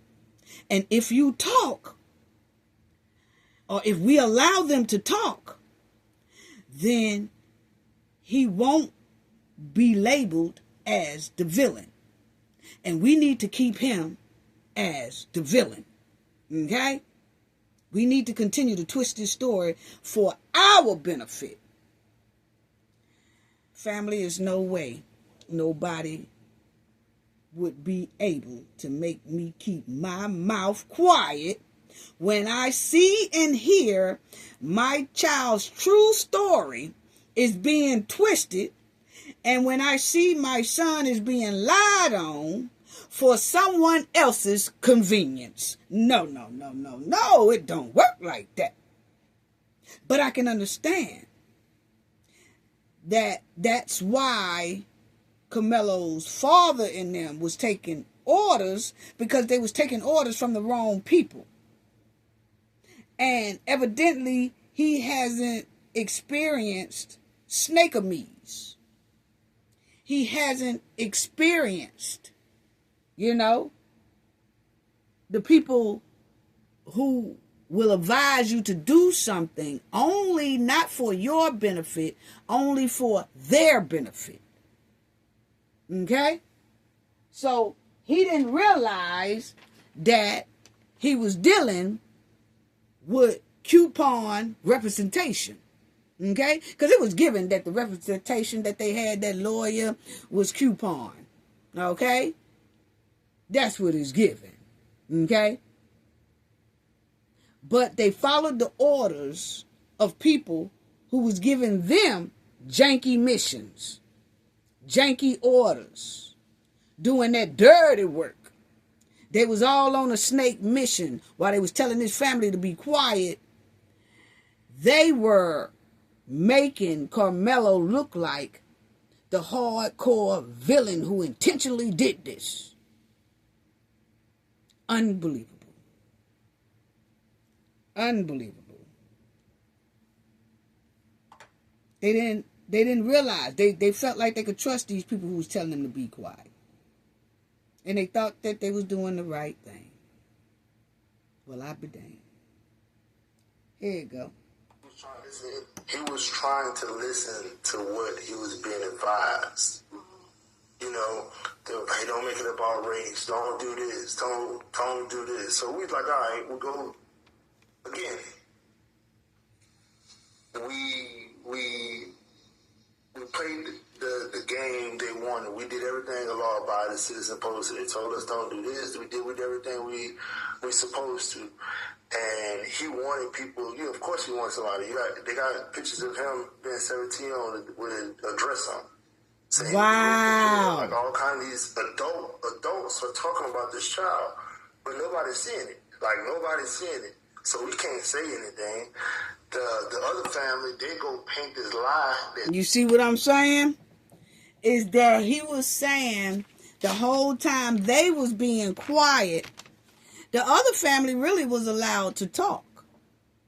Because if you think about it, the Metcalf boys' dad was talking. He was talking when he got thrown out of the Karmelo Anthony's press conference. Okay, where they was trying to do a prayer and all that, and then he bust up in the joint. Okay, we'll talk about that too. But anyway, my thing is that he said that they was being made to be quiet as they was getting all these terrible, nasty pictures of his kids. Not only Karmelo, but also his other kids as well. That they was sending them pictures to their phones, to their house, with Karmelo with the dress on, and talking about, what they want to do to him, and also about his other little kids, which one is a little female kid and another little boy and things like that. Said that these adults were sending them pictures with these kids here in a tricycle pedo way. Okay? Now, my thing is, these are trifling adult bullies in that city that was sending tricycle chasing photos to this family regarding their children. What? Tricycle chasing adults on the internet and in their community were sending them things like this. That just shows how many pedos and tricycle chasers they had in their community, and they have in their community, men and women. And it shows how many tricycle chasers that they have on the internet. See, these tricycle chasers and stuff like that, they enjoy sending these type of demonic photos to families about children. These type of adults be lusting after children. And anything go wrong, the first thing their mind go to is tricycle chasing a kid. Which means that's how they live their life every day. That's my opinion. Because when any adult can send tricycle pictures to people, then that means that is who they are. That is who they are. They might not be locked up right now and all that, but they are tricycle chasers. Okay? And that right there is a sign to everybody who live in that city that they need to be trying to get up out of that city, because there's a lot of tricycle chasers within that city that they don't even know about. Some of these tricycle chasers that was sending them things about their kids on photos and doing the AI photos, acting like they was tricycle chasing their kids and all that. Some of those women and men were in suits and ties every day. Unbelievable. But these are the type of people that is inside of that community. Baby. We would have been gone up out that state, out that city. Just listen closely to some of the statements that are being said when y'all are on social media. When y'all are on social media and you're looking at other channels and things like that, and you kind of stroll through the comments and all that kind of stuff like that, look and listen very closely at what some people say. And a lot of those people need to be reported to the feds, because it clearly shows that they have tricycle lust for children. And I guarantee you, most likely, if DHR would knock on some of those doors around that community, they will find some kids who are really not safe. Now, they might be living in these nice houses, big houses, and all that stuff like that, and you think that everything is perfect. But clearly, when you look at some of these comments and these pictures that this family say they have, we could tell we have a lot of disturbed people in this here world that lust for tricycle chasing. Demonic behavior. That's the first thing they mind go to. They don't mind writing it down in the comment. They don't mind sending you a picture of it. They proud of it. Because, see, that's how they've been doing for generations. They family did it. They mamas and daddies did it. They uncles and cousins and aunties. Everybody did it, so they feel the shit is normal. So they don't mind sending you pictures like that. And then you say, wait a minute now, this ain't normal here. Tricycle chasing kids ain't normal. Yeah. Let's finish hearing what he got to say. Nobody still exposed that he died in his brother's arms, and it was all. That's not true, because that is the narrative.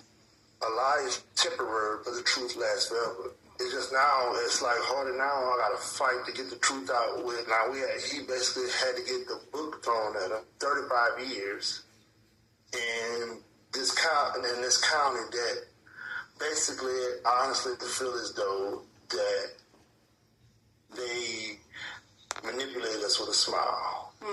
They act as if they care, but they really didn't. When the jury selection, we seen all the people with the jury selection. I was like, baby, this is not right. But my wife is the type of person, I'm not going to just say it, we're both the type, we try to be positive. Hey, we're not going to look at it. That's not what it is. That's not us. That's what it was.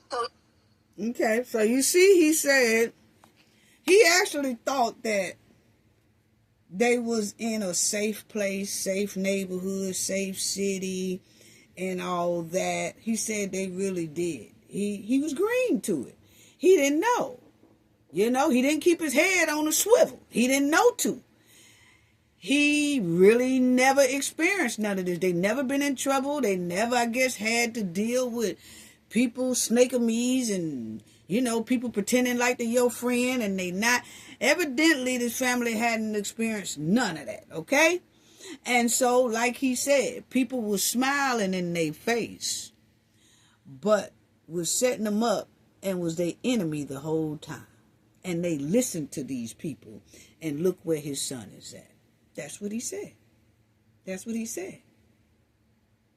You know, he thought this was a place of their dreams, you know? But let me tell you something. When a community send you pictures about tricycle chasing children, that's a deep demonic community. And every dark-skinned person in that area need to get the booking it and find them another spot to stay.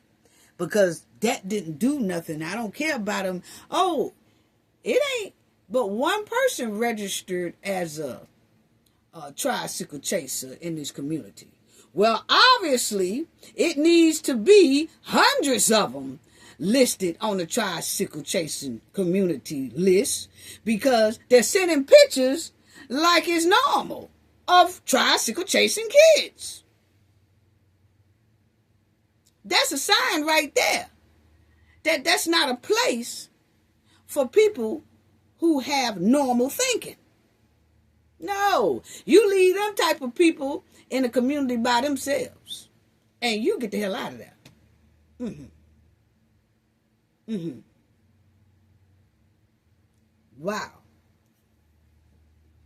Wow.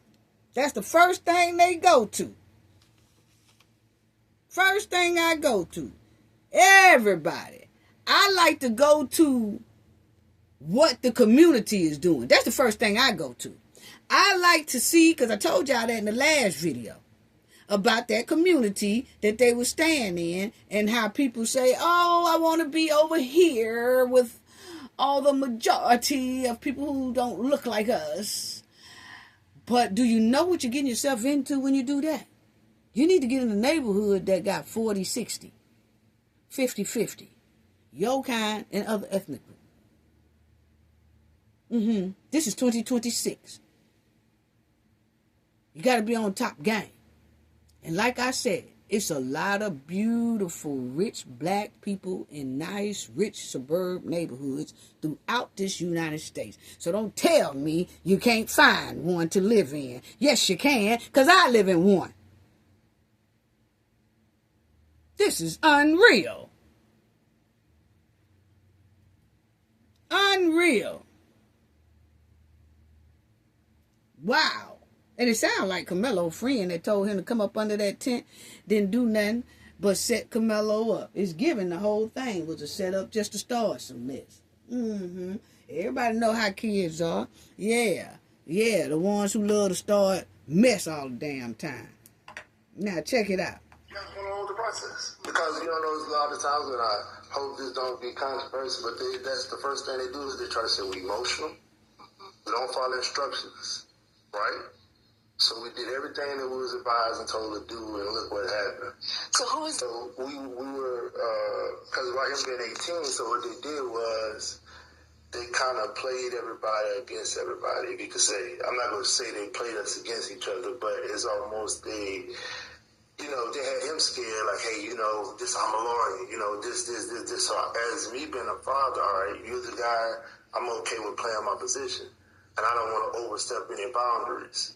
Everybody kept saying, hey, to beat this. I even went to some black attorneys. They're like, oh, you need a white attorney to go out there to fight out there. Remember they was telling us that?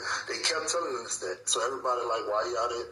Everybody was telling us, okay, so then when we get it, they basically tossed them over. Yeah, they did toss him over. Now, he said that a lot of people telling him, get him a black attorney, this, that stuff. He said when he would go to black people would tell him to get a white attorney. That's because he was dealing with people that was just like him, green. He was dealing with people like him, no offense, but he was dealing with people like him that they only dealt in that type world, that they just take commands from other ethnic group without any pushback. Like, this don't sound right. And instead of saying something like, this don't sound right, they would sit back and let those people call all the shots. That's where they went wrong at.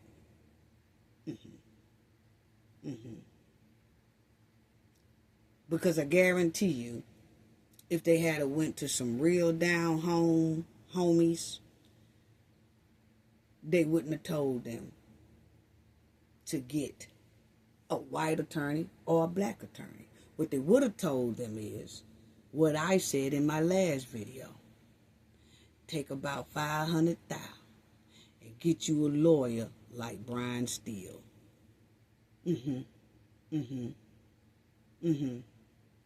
Or Johnny Cochran.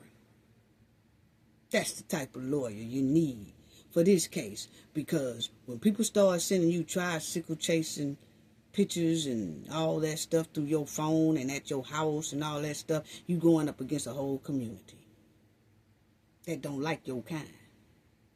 So you got to get you a big dog lawyer. That's what somebody would have told him in the down-to-earth community.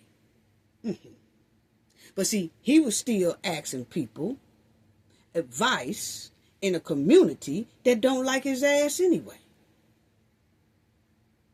And those are the answers he was getting because they wanted to sell his son up the road anyway.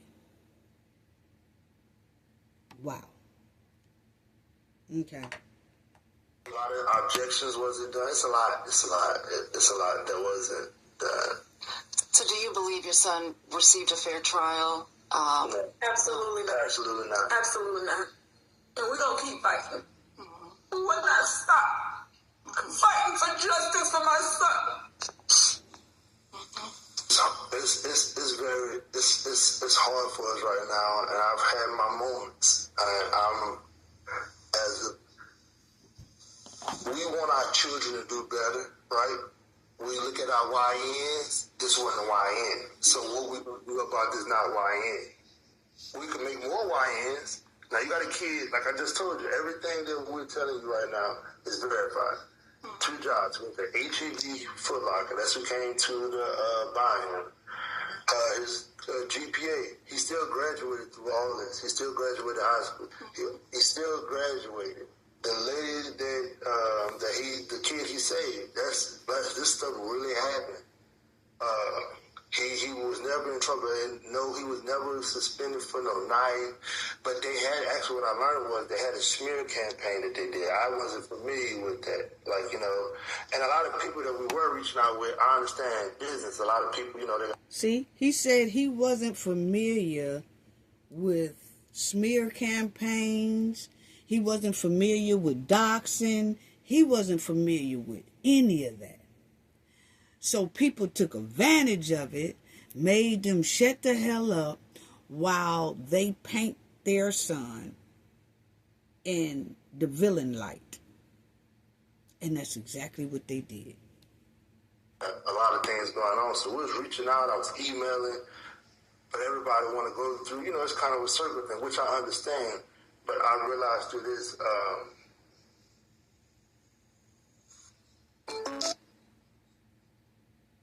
check it out. He still graduated through all this. He still graduated high school.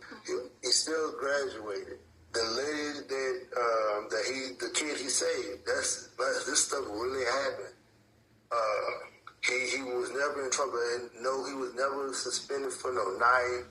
But they had, actually what I learned was they had a smear campaign that they did. I wasn't familiar with that, and a lot of people that we were reaching out with, I understand business. A lot of people, they got a lot of things going on. So we was reaching out, I was emailing, but everybody want to go through, it's kind of a circle thing, which I understand. But I realized through this,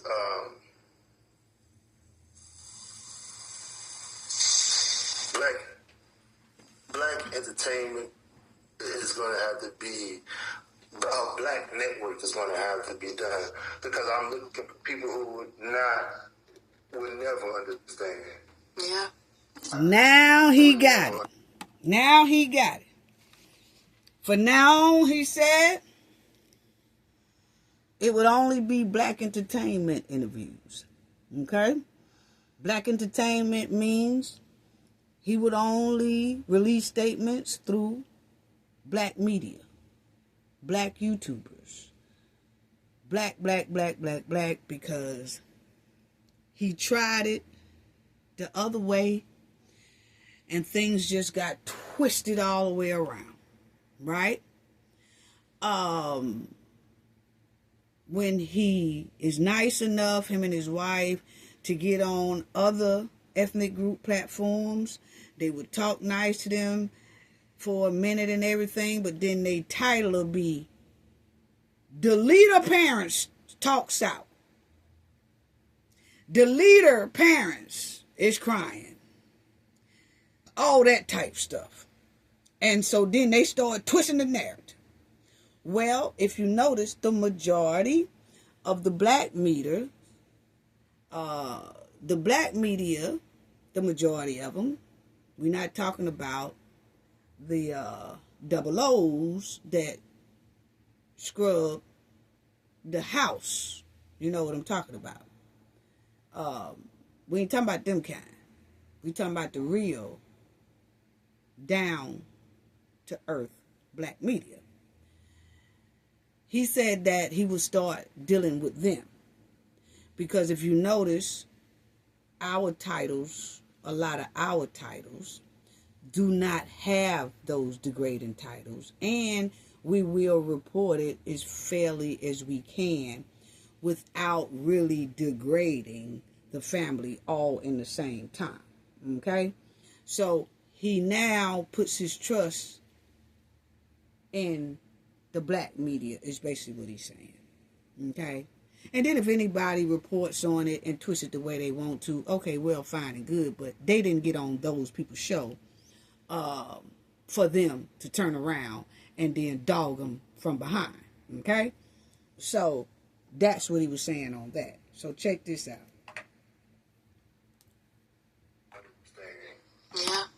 Yeah. No matter how much you do, no matter how much you do, they will never see it. Not a lot.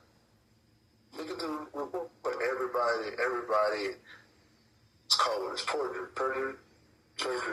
Everybody did. Basically just did it with no, and they never was called out on it.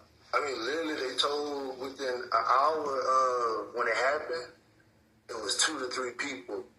When they got to the trial, it's, oh no, it was, I'm like, wait, what? And don't get me wrong, the defense said, hey, did you say this here? Everybody. One girl made up a lie and said it was over a race. Then my son walked up, this is how crazy this is. Yeah. One sat on the stand and said, yeah, he just walked up to him and said, what, you want a race? It didn't even make sense. And they asked her, did you lie? She was like, on the stand. Why didn't the defense call my department? He said it was a lot of people perjuring themselves. Because when it first happened, they told the truth exactly how it happened. That Austin, Hunter, and some more of their friends was actually surrounding Karmelo and was starting a confrontation with Karmelo. But then when they got in trial, all that went out the door and they all changed their stories. He said it was a lot of perjury inside of that courtroom, okay? Versus what those people said at first. Now check it out. And I apologize for that. No, they didn't. Even when the one kid who was the corporate of all this, meaning the kid who invited them to the tent, he lied on the stand and said he didn't even know him. See? Yeah. And they had pictures with his grandmother. With his grandmother. Like, here's your grandmother, my son, your grandmother. Their whole family got multi-time, play basketball together, all kind of different things. And Yeah. Witnesses' statements and stories were So the guy that invited Karmelo in the tent, which is Karmelo's, at the time, girlfriend, cousin. He invited Karmelo in the tent. And then when the trial came, he tried to act like he didn't know who Karmelo was. He was like, I don't hang with him.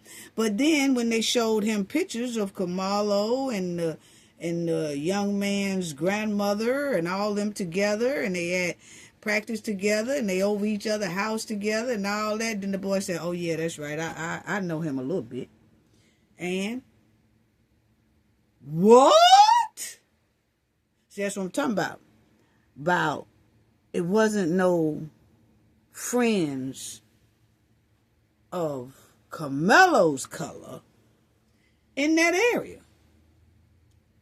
If so, if he had a majority of black people, friends around him, oh man, they would have told the truth and stuck with the truth when they got the trial. Yeah, because see, a black family, first of all, ain't going to let these judges, these lawyers, these DAs be scaring them into lying. No, we ain't finna do that now. I'm finna take your ass up here. I'm finna file some charges on you for threatening me or harassing me and all that stuff. See, black families deal with stuff totally different. Yes. If my son say that's what he seen and that this is what happened at that track field, you ain't finna come over here bullying my child to make him change his story to railroad another child. Now, that's what we not gonna do. And now you come over here with all these pictures and throwing stuff all up in my yard and stuff, and then it might be a little bit of BBs that hit you, you know? And like I said, I'm not promoting violence. I'm trying to tell y'all something to stop violence. Don't go trying to make people tell lies. Don't go trying to put tricycle pictures all on folks' houses and stuff of their kids. Unbelievable and unacceptable and demon time. Wow. Here you go, family. Consistent. So we thinking that the jury is going to notice that. But they already had their mind made up when they sat in that courtroom. Their mind was made up already. It plays a big part. Race, politics, all that. I'm like, man, the kid don't even vote. How you got into it? There was a lady talking about the left side and the right side. Like, what? These are kids. They put I feel like you had a certain group that they, of course, they're going to blame us, that strategically made this about this because they knew they could do that smear campaign. Like they said, we went and bought a new car and house. Yeah. And it hurt when you do well. My people really believed instead of them going and doing their proper research, they had people really bashing. I'm like, y'all really believe that? Who could buy a house in 4 days? Buy a house in 4 days. I know we may sometimes we may not make the right decisions, but come on now, like that didn't even make sense. It was going on extravagant trips. There's a lot of things that they did to us that just, you know. There was We had them taking them out of school because they had TikTok videos with my son with semen coming out of his mouth. What? It was him saying go get raped in jail. Come on now. And Come on just, now. Like, that was my daughter. Come my on person, now. She had it. We was in a pretty blessed community. That's why No, you I hope thought. people get this message. He thought they was in a pretty blessed community. But after what he just said, that was being on people TikTok and also going on inside of their community about tricycle chasing, that was not a blessed community. That was a demonic. That was a demonic community. Okay? Not everybody in there is like that. I understand that. But the majority of them are demonic. When you can do things like that in your community and send stuff like that to these people's houses. And then you have the internet ones that was doing stuff like that on the internet. Now, my question is, did the Karmelo family take those screenshot, those their pictures, and take it to the FBI? Those are FBI picture investigations. People, y'all need to start utilizing your rights. You just don't accept pictures like that and not trucking it and booking it down to the FBI and show them that there's tricycle chasers emailing you, calling you, texting you, and stopping by your house with tricycle chasing pictures. they will track them down very, very quickly.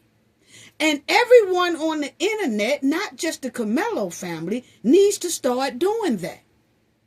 When y'all see somebody posting any type of tricycle chasing pictures, whether it's on a black, white, yellow, purple, green child, that person needs to be reported to the Federal Investigation Bureau. Come on now. I mean, are we thinking here? Every time. People need to be just strolling the internet to see can they find one with that type of talk or that type of pictures, and turn those people, screenshot it so that the FBI can track it. Oh, they will track them. Wow. It don't matter where you at. It don't matter where you at. We was in the safest place, but it's like they're telling us that you could be assaulted, but you better not fight back. That's what this is what this case is saying. You don't people size, they don't matter. Yeah. So that's what this case is really all about. The family is saying now, I just got a message, they saying they were robbed. Now they were robbed. Now mind you, They as in the Metcalf family? so I just got this thing just popped up saying they said people are robbed. If we don't get the message now, and it's not because it's my child, we would never get it. This is the most crucial time ever, especially if you have kids. Because, again, you see, the child I'm telling you about right now, we all have kids like that. We sent them off to school. We sent them off just not looking for this. Again, he didn't go look for this. That's why they try to paint that picture. They painted the picture. And he didn't look for this. This walked into his life. Literally, matter of fact, they say like this. The evidence shows he jumped 3 bleachers to get to him. Now, the jury, Now, he's saying the video shows Austin jumping 3 bleachers down to get to Karmelo. Now, hold that thought right there, because I'm getting ready to let y'all hear what Hunter said. The reason why Austin jumped 3 bleachers down to get to Karmelo. Okay? These are out of Hunter's mouth. Okay? So remember what y'all just heard Karmelo's dad say. That the video shows Austin jumping 3 bleachers down to get to Karmelo. And I'm going to let y'all hear why Austin did that, according to Hunter's own words. Okay? But let's finish hearing this. But I want y'all to put a pin in that, because we're coming back to it. Really, matter of fact, they say like this. The evidence shows he jumped 3 bleachers to get to him. now So did the jury hear that information? And is that information on the video? That's on the video. And they made their minds made up. My mind was made up. Already made up. 3 bleachers. Some say 1, some said 3, some said 5. They all their statements was inconsistent. Every tell us, statement. because Video showed, honestly, you can show that you can see him coming into the tent, sitting down, and then it's like it started getting a little like you couldn't tell the people.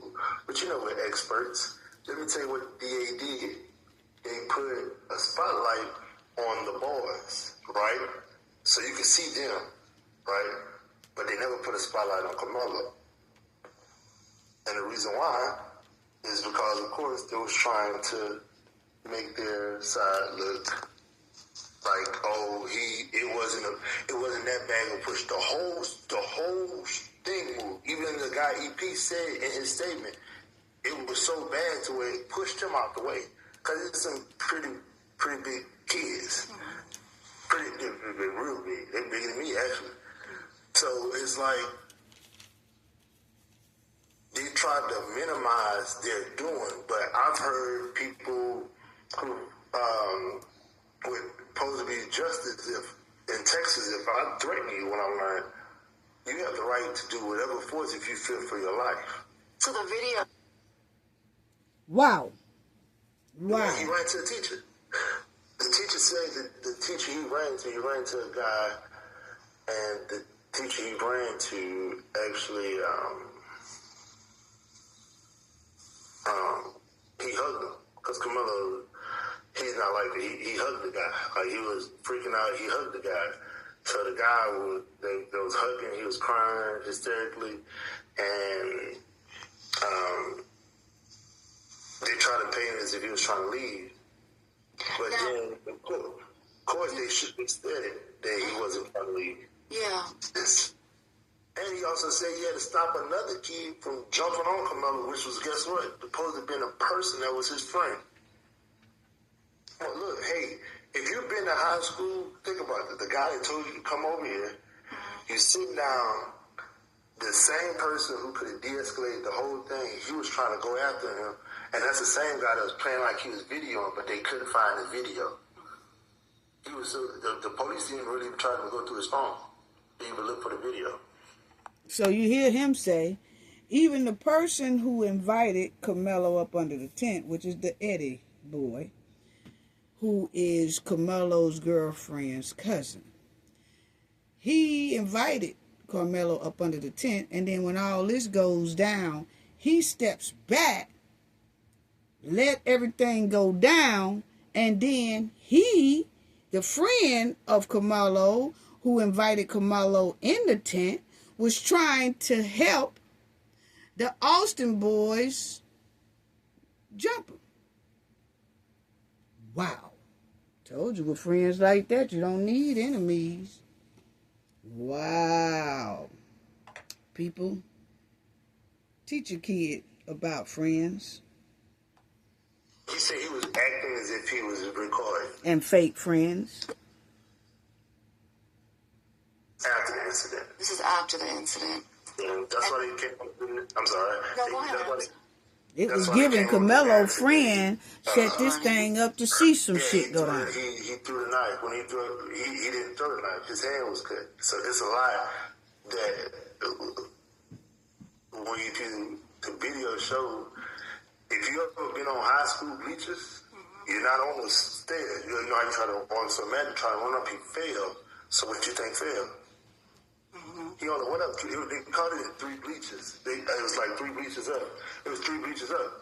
So when you can see him get up. You can tell he dropped it. Then he stood up. He didn't know where to go. Then he ran down, fell, and they was coming after him. He ran around. See, they were trying to jump him some more. Okay. Yes, ma'am. 100%. I mean, I'm actually praying that somebody send us somebody that we get sent. Somebody that can help us. It's kind of like I'm still right now in shock, so I'm just moving on and drilling right now. So you're looking for a new defense attorney for a future appeal post? Yeah. So they're looking for an appeal lawyer right now. You know? I'm going to say they gave us the corporate answer. They gave us the corporate answer, you know. And did Karmelo want to testify in his own on his own behalf, and was based on everything? It didn't need nothing because everything they said when it's self-defense, they have to prove it. They never proved. Okay, so that's why we just need we need somebody who's gonna fight. That's what I can really say right now. We just need somebody gonna fight for him. Because their whole thing was he provoked it. That was their entire case. He provoked it. That's what the whole thing was. Going through hell. Does it feel real? We feel like, it just don't feel real. He's a good kid. The receipts show that he wasn't a YN. We as adults, we're not helping with the YNs, and we could look at the tragedy that happened, but it was by the law. The law supposed to cover us. So anybody who feels any way different, I honestly feel like, it's okay when as long as the devil don't knock at your door. Because I was clueless like that too. Hey, man, it never happened. It would never happen to me. It would never happen to us. Because, And I'm so glad that Karmelo Anthony's father has the heart to take accountability of the way he thought that this will never happen to us. We're in this neighborhood. We are kind of exempt from this type of racial profile and things like that. He said, but you don't know until the devil comes knocking on your door, and then you get that reality check. So I'm just glad that he was able to say that as a man. I'm so glad, because I was saying that in the last video. Knowledge family knows it. And he came out and he admitted that. And I think this was a huge wake-up call for Karmelo's family. Wow. Wow. Changing our lane, we were nice neighborhood. We were doing good, but these people basically made it their. We just had comments to where people say, "Yeah, we sending y'all back to the hood. We sending y'all. Yeah, y'all don't deserve what y'all have." He said it in court yesterday. Forgot. He said that they told my son to just look at me when I'm talking to you. Who said that? What? The dad, the son, both of them said, "Look at me while we talking." Okay, so in the closing statements, when you do your closing impact statements and stuff like that, Karmelo dad said the statement was made inside of that courtroom that y'all don't deserve to live in our neighborhood. We finna send y'all back to the hood. What? How dare you? Unbelievable. This is exactly what I'm talking about picking where you live at. Make it about 40-60. 40% you, 60% of other ethnic groups. 50-50. 50% you and 50% other ethnic groups. Okay? Wow. And then he said, Karmelo dad said, that in this here, you just heard him say it, that while they were in court and they was doing the last victim impact statements or whatever before the sentence was handed down to Karmelo Anthony, is the father and Hunter, the son tells Karmelo, look at me while I'm talking. Look at me. See, that was the same attitude that happened in that field, in that stadium. Hunter actually been missing the whole time of the trial. Oh, we're going to talk about that too. But he been missing the whole time of the trial. Did not come to the trial. But he came to do, when Karmelo was found guilty, to do a impact statement. Hunter, here come Hunter. And Hunter, who is the same age or probably a year younger than Karmelo, tells Karmelo, look at me while I'm talking. Look at me. What?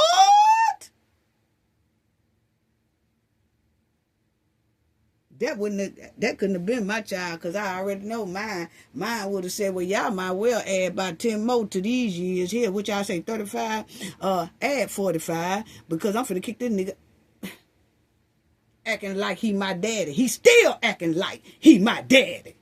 He act like he was my daddy inside of that stadium by telling me to move, and now he in this courtroom in front of all y'all still acting like he my daddy, telling me to look at him. What?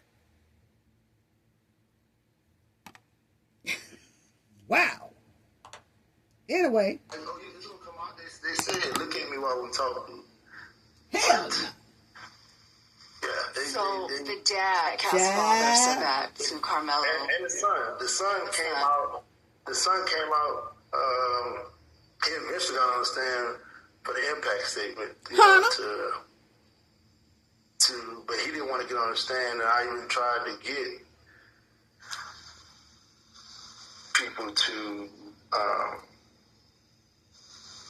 I even tried to get them to call him, but that's another. It's just a lot, and I know it's going to hurt me more because. And he said he tried to get them to call Hunter on the stand because Hunter was there, and Hunter was basically involved in this whole confrontation too. But because this trial was done unfairly, Hunter was not called to the stand, which he should have been called to the stand, because he was smack dead in the middle of this here confrontation. And that's not me saying it. Hunter says it himself, which I'm going to let y'all hear in a few minutes. That's why I told y'all to put a pin in that last statement I said, okay? Check it out. Interview may push a lot of people off wanting to help us because, oh, well, you did this, man, I don't do this. I don't understand why we like that. Like, we're all fighting for the same goal. Like, oh, man, all right, sure, well, you said this, I can't, what? Come on, man, like, but it's okay because you know what? It's not yours, so I totally understand it. But I just tell everybody, be careful when in case that devil not. You know. I wish I would have.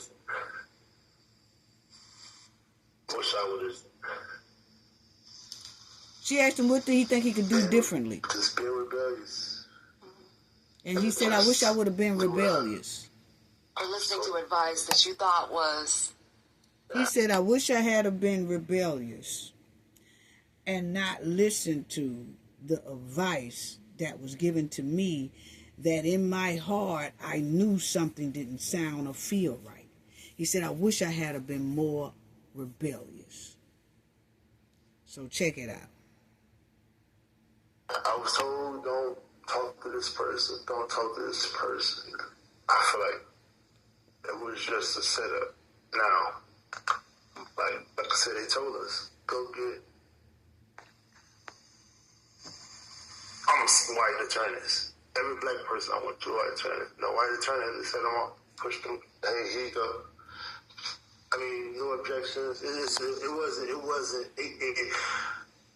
was things smooth. So because as a father, me being who I am, I gotta make sure she's straight. This mama, I gotta make sure she's straight mentally, because if she's not straight, my house ain't straight. I'm not straight. That's because I got the kids to worry about. Gotta make sure his mental health. I can't go back and forth with him right in there because I don't think his mental can handle it. The misunderstanding of what daddy's trying to tell you. This ain't a daddy moment. You understand what I'm saying? I do. It's not the time for me to be arguing with you about, hey, you know, sometimes, hey son, can you see? I know a lot of people say, well, I would have done this or I would have done that.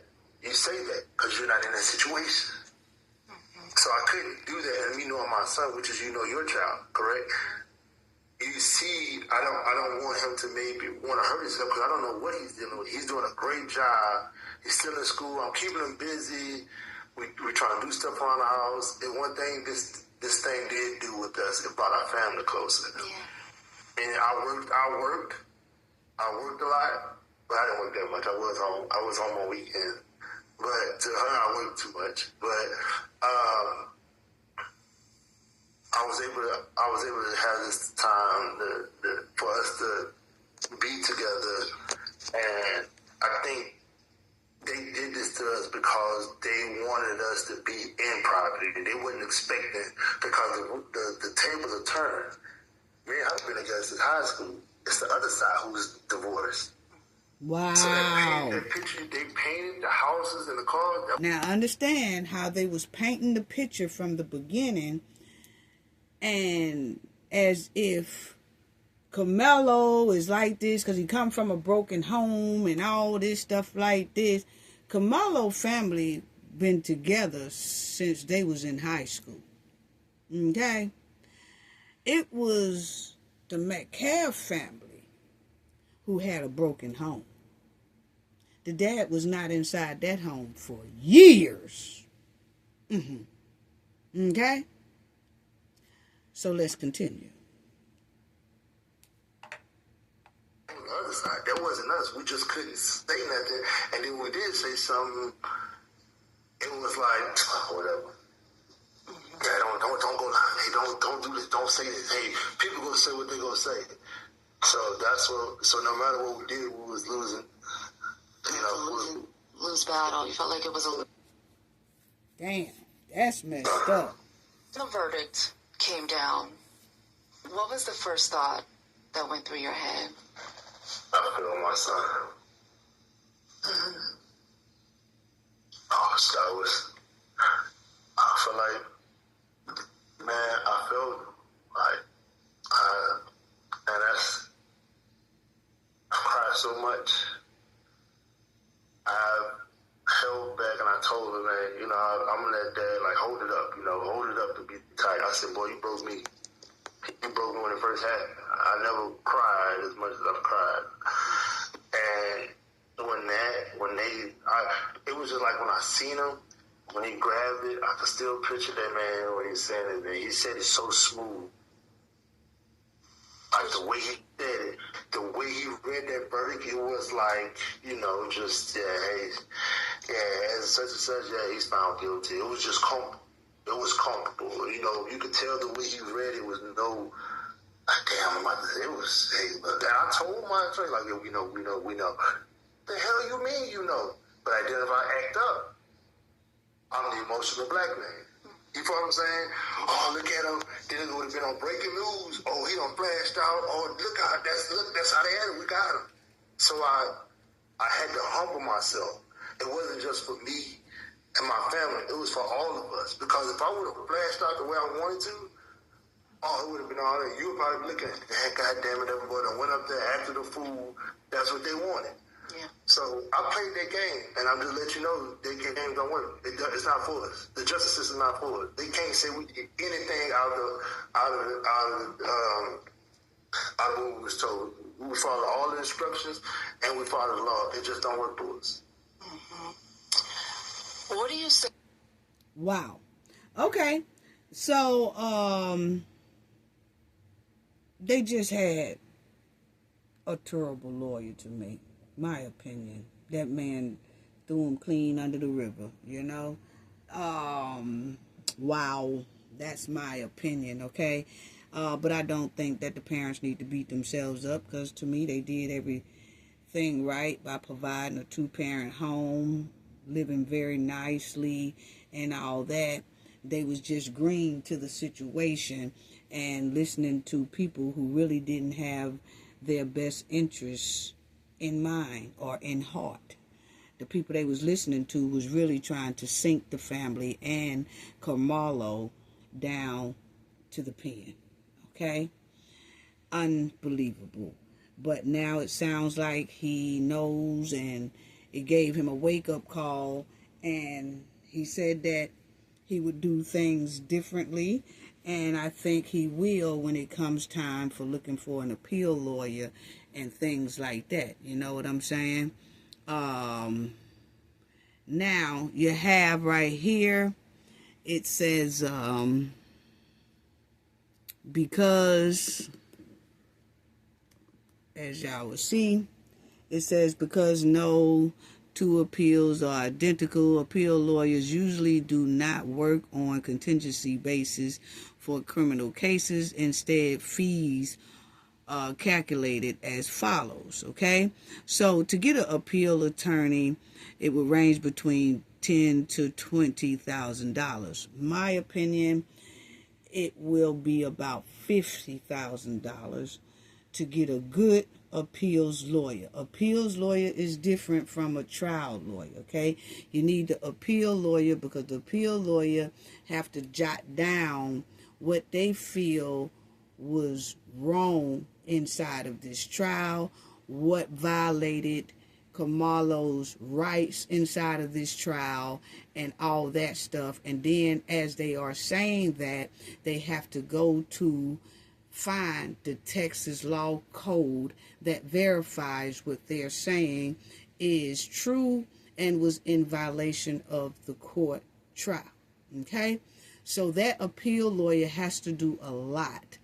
And I think to find a good one, because there are a hell of a lot of good appeal lawyers out there in Texas or their neighboring states that have license to come into Texas, okay? You just have to search real hard for it, okay? These are very challenging appeals when people do appeals, but it will cost thousands of dollars. That's why I said it'll be about $50,000. Now, high-profile celebrity trial lawyers do not usually handle appellate law. They don't do appeals. Most of them don't. But you can find an appeal lawyer, a very good one, for about $50,000 to come in and tackle this thing, right? And then once they tackle it and get Karmelo an appeal, that's when you get the celebrity type lawyer. I ain't talking about a lawyer who represented a local rapper. No, I'm talking about a celebrity lawyer that really go up against a community for a celebrity lawyer, which that's going to take about $500,000, at least $400,000. Okay? But that money can also be raised, okay? Special technique, brief writing. Okay, I told y'all about that right there. Okay, so I'm going to show y'all how they can get a good appeals lawyer and how that appeal lawyer can set up or help them, advise them how to set up funds for the lawyer so that the money goes straight to that lawyer. Okay, because most lawyers, appeal lawyers, can help you set that up. They can't do it on their own, but they can give the parent the advice of how to do it, and then the funds that people donate go strictly to the appeal lawyer. Okay, but you have to just make sure that appeal lawyer is fine. Okay, it doesn't go to the family hand. It does go straight directly to the appeals lawyer. Okay, that's the step you want to do first to see if that person can get the case turned and get an appeal. Now, that's what you got to work on first. Now, once that appeal lawyer does get granted the appeal, then you go find a lawyer to tackle this case, because now they're doing the trial all over again. Okay? That's how that works. And Karmelo will most likely have to stay in there until all this goes down. Okay? But you want to hurry up and tackle an appeals lawyer, because appeals can take up to about 2 years. But if you get a good appeals lawyer, it could take less than 1 year to get it overturned. Okay? Just depends on how that lawyers operate. Now, the Metcalf daddy went on a binge, right? And Karmelo case has very good grounds for appeal, may I add. Very great grounds for appeals. And it has very good grounds to go to the Supreme Court as well. But they just need, like I said, a stellar appeal lawyer to expedite this here appeal. Now, Jeff Metcalf, it was given that he went on a brown liquid rant, okay? And wow, the rant was something else, okay? But he wanted to tell, the Metcalf man wanted to tell the Karmelo family how he truly feels about them. And he also wanted to tell Black Americans how he feels about them, okay? And it's not surprising because we all knew this the whole time from the beginning. Well, the Knowledge family did and I did, okay? Because I talked about it when it first happened, okay? It's very hard to fool me, I guess, because I have been dealing in the justice system around in that area. So it's very, very hard. And I've investigated a lot of things, so it's very, very hard to fool me when it comes to different things. So I basically said that this was basically how this man most likely felt at the beginning, okay? It has nothing to do about people say, oh, well, he couldn't talk for a year. He had a gag order on him, so he couldn't talk for a whole year, and then when he finally got the gag order lifted, he was able to let his heart out. No, he only just told his feelings of how he just truly feel. It had nothing to do with a year. A year is long enough for anybody to calm down and express themselves in a whole nother way. But if it's in your soul and in your heart, it's going to come out, hey, this is what it is, this is how I am, and this is how I always been, okay? That's going to automatically come out, okay? Because if you notice, there are a lot of people who have been going through the same thing for a year, and they have not came out with a rant like this, okay? Because you have a whole year to sit down and talk, okay?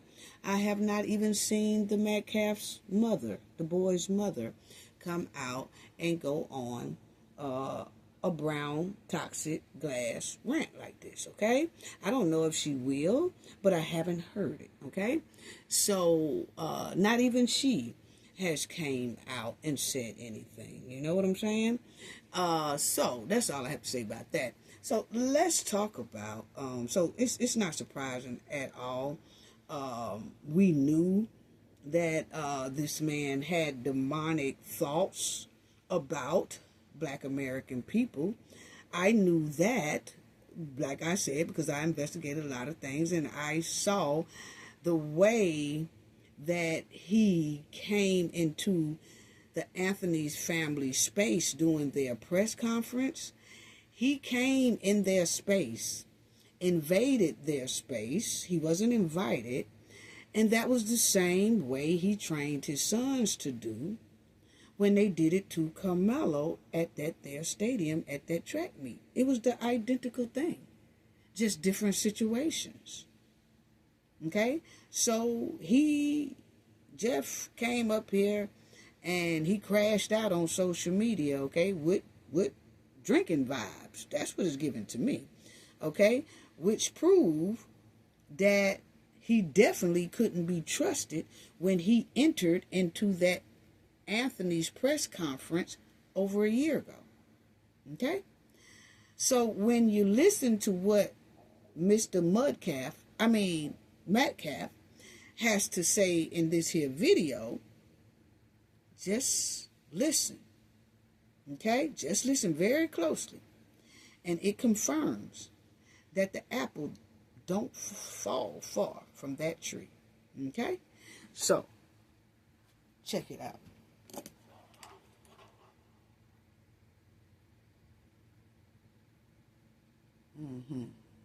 Check it out, family. Okay? Yeah, let's check this out. You don't even know who your fucking daddy is because 78% of you don't have your father in the home anymore. You got baby mamas running around with 8 kids so they can get EBT cards to feed you all. You think I'm being racist? No, I'm being real. Oh, you've got more melanin than me.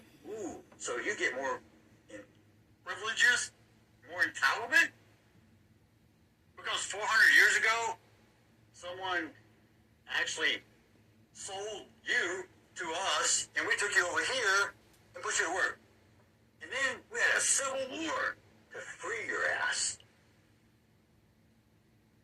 want to talk shit. Oh, I've been so oppressed. You couldn't even vote. 1960. Look how far you've come. Look at all the free shit we give you. Okay, first of all, my family didn't come off no boat. I don't know how many times. It's the majority of Black Americans, foundational Black Americans, on these here United States soil before the United States even became the United States were already here. My family included, okay? So my family never came off a boat. I have documentation to prove that, okay? Have it all, okay? We never came off no boat, okay? So now, and then when he said, look all the free stuff we give you guys, we don't get nothing for free. And may I add that most of the time, people like Jeff gets things free before we get anything free. Okay? So let me continue. You're not oppressed. You're fucking entitled. You know what DEI stands for? Yeah. I mean, I don't have to be fucking qualified. I just have to be a certain color or a race or... Okay, I'm glad he brought up DEI. He said that Black Americans get DEI, which is so far from the truth. That's why we tell people to do their research, okay? Sometimes you can think that you're smart, but then everything you say is not very intelligent, because if you look it up, DEI, the majority of the people that use that program is immigrants or other ethnic groups. It is not Black Americans. Black Americans are the least ethnic group throughout these here United States that use that DEI program. That's a fact. Just look it up. That's a fact. Black Americans are the least who use that program. Now, I'm not talking about when they say African American. No, because then that mixes us up with other ethnic group that has our shade of color. I'm talking about Black American, foundational Black Americans, are the least ones that use the DEI program since it's been invented. But okay, let's go on. Gender. Whose broad-ass idea was that? I'm going to tell you right now. Charleston White? You think you're funny? We'll see who's laughing. Drew Anthony, you're a pussy and a coward, and you raised one. Wow. Kayla, you drunk bitch.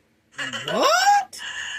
What'd you do to that boy to make him stab somebody? My God. Now, my thing is, how did he know that Karmelo Anthony's mother drinks?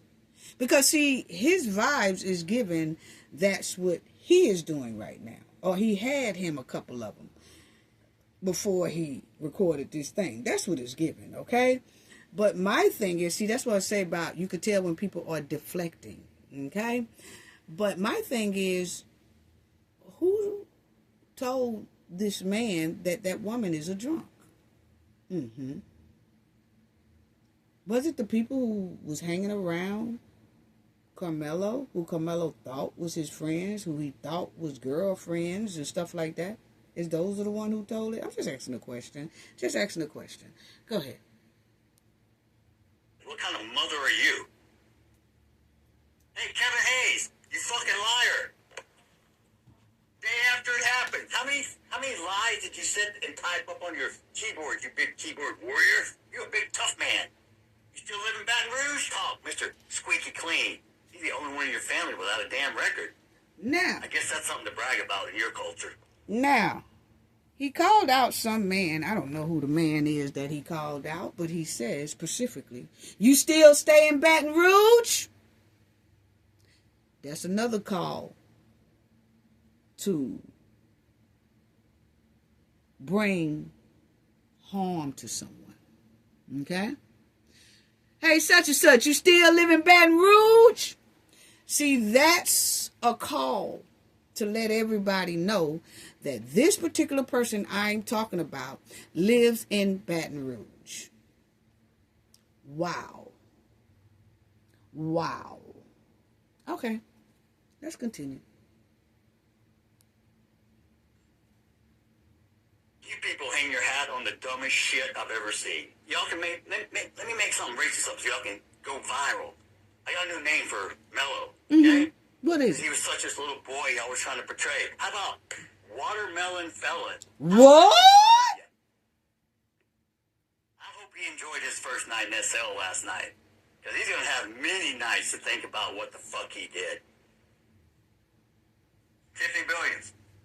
I Wow. don't know what kind of glamour shot you steal from other people and put up on your profile, but it don't match to your fucking goddamn water buffalo looking ass when I saw you at the courthouse. Now, I bet you that if anybody was just to look through his trash can right now, he got a watermelon rhyme in there. See, that's why he thought it up that quick.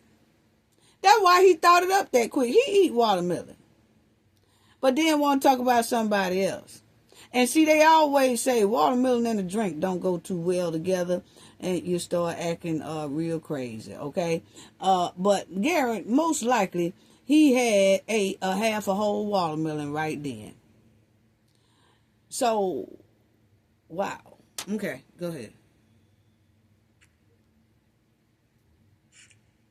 He in Texas. He eat watermelon. Crackhead.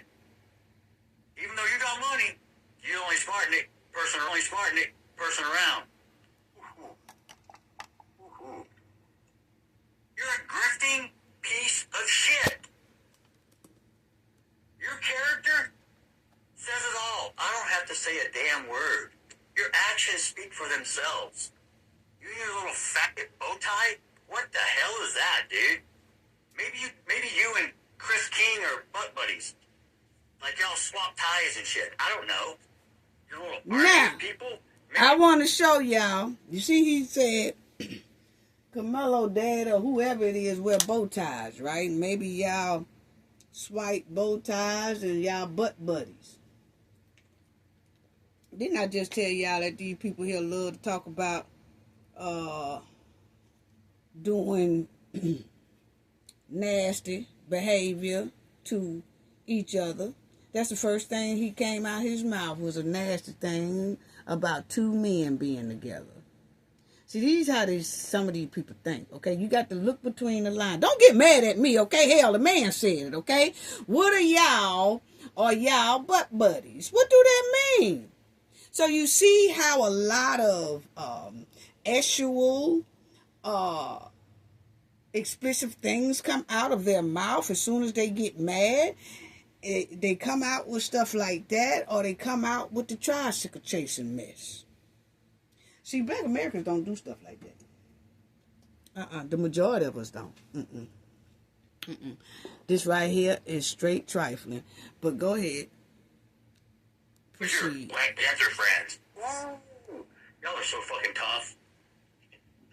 You talk a big fucking game, but really at the end of the day, you ain't shit. I'd scrape you off the heel of my boot. Oh, really? Okay. And normally, I don't normally attack people like this, but I have been cooped up and caged up in this anger, and this is something I'm trying to work on. I need to develop it and funnel it into a more constructive way, but tonight is the one time I'm going to... So, he just let us know that he don't have no friends. Because if he had friends, he could have been got all this out without using social media. He really could have. And if you don't have no friends, you done had a year to walk around that house and vent to yourself. The social media thing right here is unnecessary. Didn't do nothing but put a bad look on Jeff family and himself. Because he is here telling people how they really are. What? He is the one that raised these boys until he left the mom, or the mom left him. Whichever one, they were not together and still not together. Okay? So, allow myself, it's okay. Tonight I'm going to allow myself to say what I really want to say. Because most of the time I don't say what I want to say. Because it's not correct. Just because you think something doesn't mean you believe it. Doesn't make it right. Doesn't make it wrong. Doesn't make it a fact either. Because all you believe... Well, see, now he's trying to tell everybody that what he says, don't make it right, don't make it wrong. That's that gaslight. Let me talk about you and dog you out. And then after I get through, I'll let you know, oh, what I said, don't make it right. It don't make it wrong. It's just how I feel. Gaslight. Manipulating. But okay, go ahead. Karmelo was innocent. Newsflash. Guilty. Prison. You were wrong. Admit it. But no, what do you do now? Oh, there was no black jurors. You know why? Because you can't be unbiased, you dumb shits. If you answer the question, Now, he just told. See, that's why they say sometimes you might have to lay off the brown. Yeah, that liquid brown. My opinion, because that's what it's giving, okay? It's giving drunk rant, okay? Just a drunk rant, okay? And my thing is that he just told everybody, he just told the world why black jurors was excluded off of this trial, which he's letting people know that this was intentionally done because black people don't know how to judge without being biased, and that black people don't have the intelligence enough to be on the jury because they don't know how to fill out forms and things like that. So see, my thing is, if you didn't know why jurors was left off of the jury trial, you wouldn't be able to say why they was left off the jury trial. See, for a person who does not know why black people was excluded from this trial, only thing they would say is, okay, it wasn't any black jurors, so what are y'all mad at? That's just the way the interviews went. No, he specifically tells you why they was excluded off of the jury trial, which gives damn good reason for an appeal to be granted. It doesn't matter about, oh no, he was just talking. You can't use what he said. Yes, you can. You know why? Because this is not just an average person talking. This is a person who was very much involved inside of this trial because it was regarding his child. And he's letting everybody know right now why black Americans were left off that jury. Yeah. Can't send a black man to jail because he's black. You're not getting on the jury. You're so unintelligent, you can't even fill out a form correctly. You don't even know who your fucking daddy is because 78% of you don't have your father in the home anymore. You got baby mamas running around with 8 kids so they can get EBT cards to feed you all. Okay.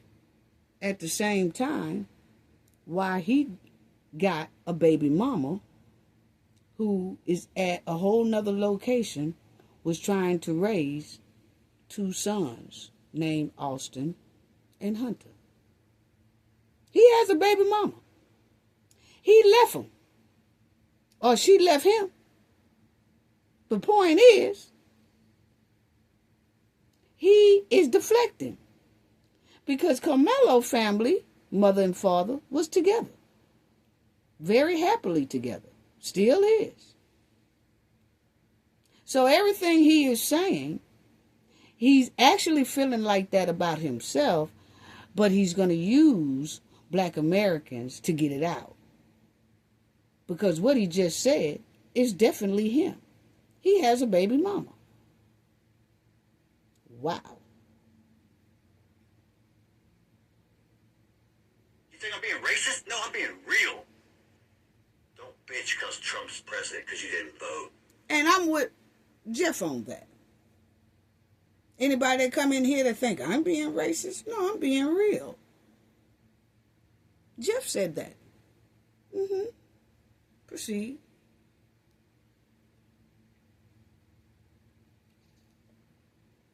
Don't vote for somebody based on skin color. But you'll jump on the side of a murderer for skin color. Do you know how stupid that really makes you look? I'm going to support somebody blindly, even though they did wrong. You're going to support some. Now, that's where he's wrong. Because the majority of the black people who are talking up for Karmelo now, it's not because, it's a right or wrong thing what happened inside of that stadium. It is everybody is qualified to have a fair trial in the United States of America. Even when I reported on this the first time, I did not say what went on because we didn't know. Now we went over the police report, okay? But the thing is, what we are talking about now deals with whether Karmelo had a fair trial under the Constitution of the law in the United States. And that he did not have. If he had a fair trial and then was found guilty, like I said, I would have reported about he was found guilty, but that's all I would have really said. But he did not have a fair trial. And if we don't say nothing, this will continue. And that's what a lot of people want. They don't want us to say nothing. They want to continue to do this so this type of problem can get worse. So they can start doing this in every courtroom. No. It's not going to work like that. This is not the 1940s and 50s and 60s, okay? Even though I grew up in the 60 area, this is not that time. This is 2026. Everybody is supposed to have a fair trial. And if it's not fair, we have a right to say it's not fair. Especially when it was built and surrounded and embedded in stank. The whole trial smelled like skunk meat. Okay? So let's continue. When he does something against the law, you're encouraging and saying it's okay because he's a certain color. Oh, you've got more melanin than me. Ooh, so you get more privileges, more entitlement? Because 400 years ago, someone actually sold you to us. And ain't nobody sold us, sir. And put you to work. Ain't nobody sold my family. War to free your ass. And now you want to talk shit. Oh, I've been so oppressed. You couldn't even vote 1960. Look how far you've come. Look at all the free shit we give you. You're not oppressed. You're fucking entitled. You know what DEI stands for? Yeah. I mean, I don't have to be fucking qualified. Okay, so he basically,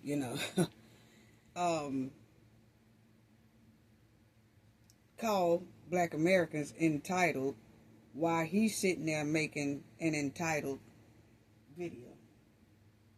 Make that make sense. Okay? Now, that's enough of the toxicity. Let me go to this right here. Okay?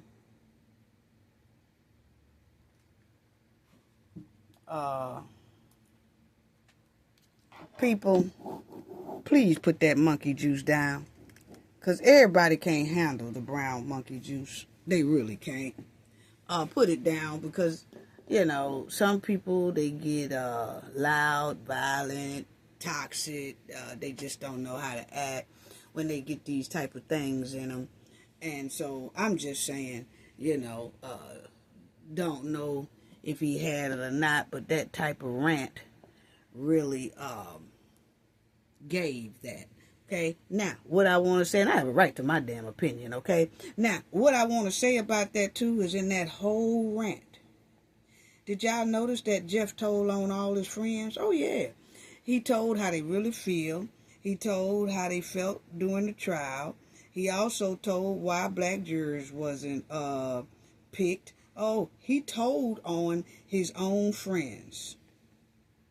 Yes, he revealed the whole plan within that rant. If you listen to it real closely, he told on all his friends and himself. Yeah, he did. He told the whole plan of the court trial. He told everything. And he told us basically why it wasn't no black jurors, because we less than. So he told on all his friends. So while people are saying, oh yeah, I'm glad he spoke out. Oh yeah, he had a right. Yeah, he sure did. But what all of them didn't realize is he told it. He told it. He basically snitched them out. Yeah. Because that rant right there tells a lot about what could be on the appeal. Yeah. I hope he do another one. I hope he do another one. You notice he ain't came out and said I'm sorry. So I sure hope he do another one, because he might reveal some more information about what they was planning on when this trial was going on. Now, I also want to say in here that Charleston White, he said that he was going to give the Karmelo family $70,000 for an appeal lawyer, right? And I noticed that a lot of people are making a clown show out of Karmelo's case, while he's sitting in prison hoping and praying that adults can find a way to help him get a fair trial and get an appeal. Okay? In the meantime, you have a lot of people that's clout chasing and turning this whole thing into a clown show. Now, Charleston White said when this first went down, family, about Karmelo, Charleston White was the first person, one of the first persons, to throw Karmelo up under the bus. He talked about how terrible Karmelo was. Oh, he dogged Karmelo and his family. This was when it first happened. Then all of a sudden he said, oh, well, I was wrong because I talked to the father and I talked to other people who knew the father, and now I understand the story more clearly, and now I understand, and so I want to help the family and give them $70,000 to get an appeal so that he can get a fair trial. And I was like, huh? Now, I've never trusted anyone that dogged my kids in public, and then if they turn around and give me an apology months later and then say they want to help me, I will accept the apology, but I damn sure wouldn't accept their help, because you dogged my kids in public and didn't bother to contact me then to see what the dealio was. So you automatically bashed my child in the public for click, views, and likes and to line your pocket. So when you come back 4 months from then or whatever and tell me you apologize and you want to give me 70 grand or 75 grand and all that to help me out, you see things differently now. I will accept your apology, but I will not accept your help. Not at all. Because you have already showed me you can't be trusted. And when you look at a person's background and how they move, and they are known for flip-flopping, and they are known to use Black Americans' sadness and heartbreaks to line their pockets, well, that person definitely can't be trusted to me. Okay? But like we said before, Karmelo Anthony family was green. They didn't know nothing about doxing. He probably ain't even know nothing about no YouTube. He probably didn't know nothing about all that, you know. So he was easy to get over on. Hopefully, he see differently and learn differently now.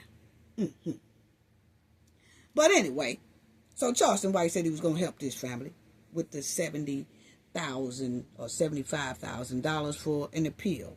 Then Charleston came back this past week and said, I ain't fooling with the Karmelo family. No, I ain't. He said, I ain't fooling with them because they won't move the way I want them to move. So I ain't giving them the $70,000 no more. No, I ain't. So Charleston went on social media and he ragged Karmelo's father, and he said he ain't helping Karmelo. Point blank, period. He will not be helping this family, and he take his $70,000 that is invisible because nobody ever seen it anyway. He gonna take his invisible $70,000 back, and he's not gonna help the family get an appeal lawyer. Okay? Why didn't people tell this family that Charleston White is a flip-flopper and he really can't be trusted like that? Okay? And that he do a lot of flip-flopping for views and money. Okay?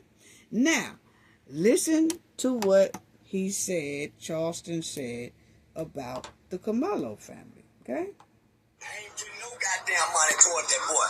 His daddy too goddamn weak for me. I don't like a weak dad. Ain't willing to die, kill, or go to jail for nothing. At least just want some bills paid. Karmelo, my heart go out to you if you ever see this video one day. I'd rather stay with the Jeff Metcalf than I would with Karmelo's daddy. Niggas weak, dockside, it's conservative. I ain't standing with no weak ass black man. I'm off the case. I'm sending the money back. Go get them Benjamin Crump here. I am removing myself. So he said, go get them Benjamin Crump folks. I'm off the case. Check it out. From the Karmelo Anthony's case, I am no longer involved with the family. And here's why.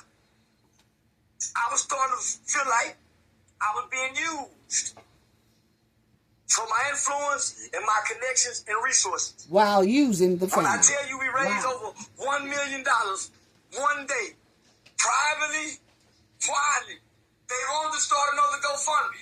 I said, no, I'm not doing the GoFundMe. They wanted to know, after we pay for the pills, will the money go to them? No. The extra money don't go back to you. It goes back to the people who gave it. It don't go to nothing else. The money is for the pill. His daddy in the way. I don't like weak. I hate weak men. I'd rather stand with a strong daddy like that Metcalf man than this black weak father trying to play victim. No, nigga, your son's still living. Hug him, send him some books to read. I got the money. Let's start to work on the pill. Anything else don't make you. And I'm telling the nigga, say, homie, everybody believe you playing for the money, nigga. And I'm starting to believe you using me for it. Now, notice he does not call this man and tell this man this on the phone. And Charleston is also known for running plays, okay? I don't know if this is a play between Charleston and the dad, but Charleston is known for running plays, okay? That he will set up confrontations. Him and somebody will agree to act like they having confrontations just to get click views, likes, and money, Okay? But it's no way, if this is a play, that I will play along with this type of play using my child. Okay? Now, on the other hand, if this is not a play and this is what is really going down, then notice Charleston do not pick up the telephone and call the dad and tell the dad this and have a man-to-man conversation and leave it at that.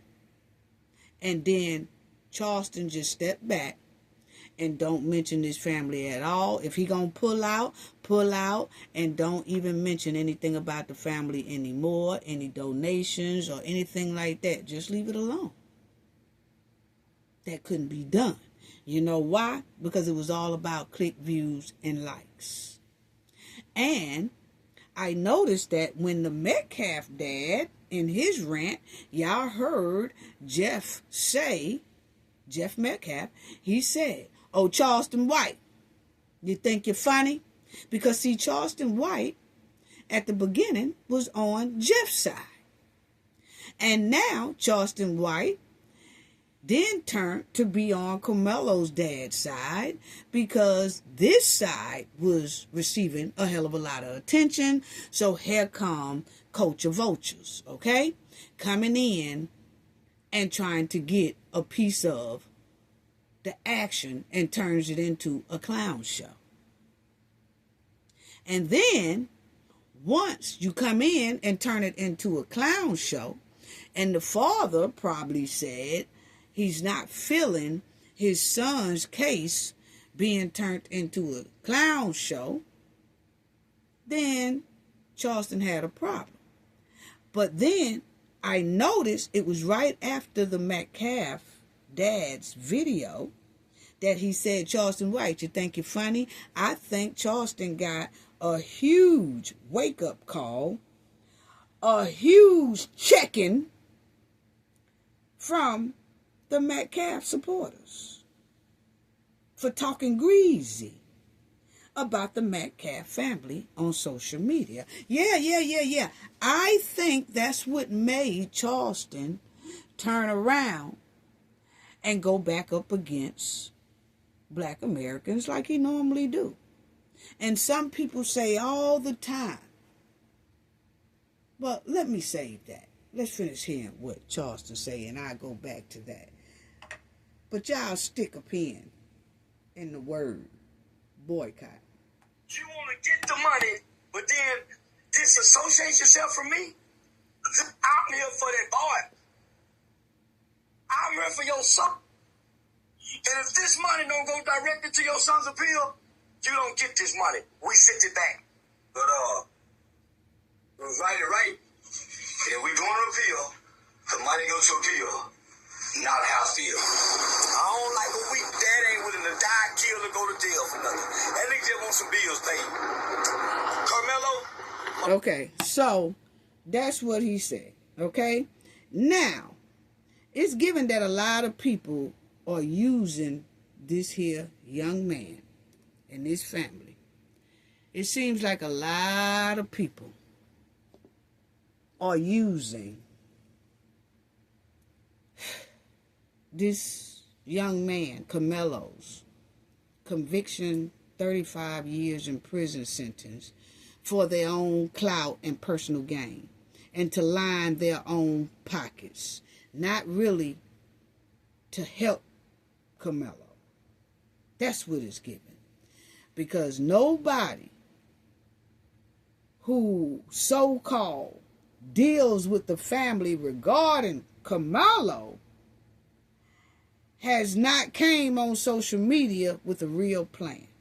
And what I'm saying, remind you, nobody who so-called is dealing with the family regarding Karmelo, none of them has came on social media with a real plan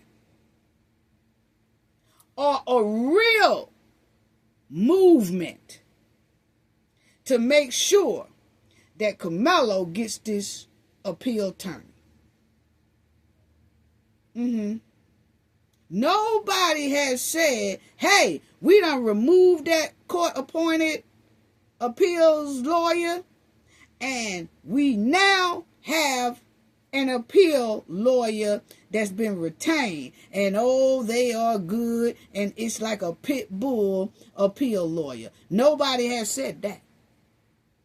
Out of all the people who are so-called dealing with the Karmelo Anthony family, everybody want click, views, and likes off of this here boy doing 35 years in the pen. Everybody just want clout, personal gain, line them pockets, all that. It's some people who was against this family, but acting like they with this family now just for the click, views, and likes. And then when that die down, they gonna hop back over to the other side and be that house scrubber. Y'all know what I'm talking about when I say house scrubber. You got a field scrubber, and then you got a house scrubber. Yeah. You got some of them that gonna jump back over to the other part. What's wrong, boss? We sick? And start ragging this family again for click, views, and likes. We gotta pay more attention to this, people. And everybody talking about boycotting Asian places, boycotting these African hair braiding shops, but they don't say a damn thing about you can boycott your own for disrespecting your people as well. You kick them out of the community and you do not support. Yes, you can boycott that too. Oh, well, you know, sometimes I like what he say, and sometimes I disagree with what he say. What? That's why we can't get nowhere now. Y'all flip-flopping just like this person is flip-flopping. One-eyed Jack, he flip-flopping, and y'all flip-flopping right along with him. One time it's, oh, you know what? Sometimes he say things I like, and sometimes he don't. But on this right here, I agree with him. On this right here, I don't agree with him. At the same time, he bashing our people, bashing our young men, bashing our young women, just clowning on them, just dogging them for the other ethnic groups to laugh at us. And then we don't boycott that. It ain't nothing wrong with boycotting the house scrubbers. Because when you hurry up and push them out of the community, you don't have to worry about them infiltrating anymore. Wow. Wow.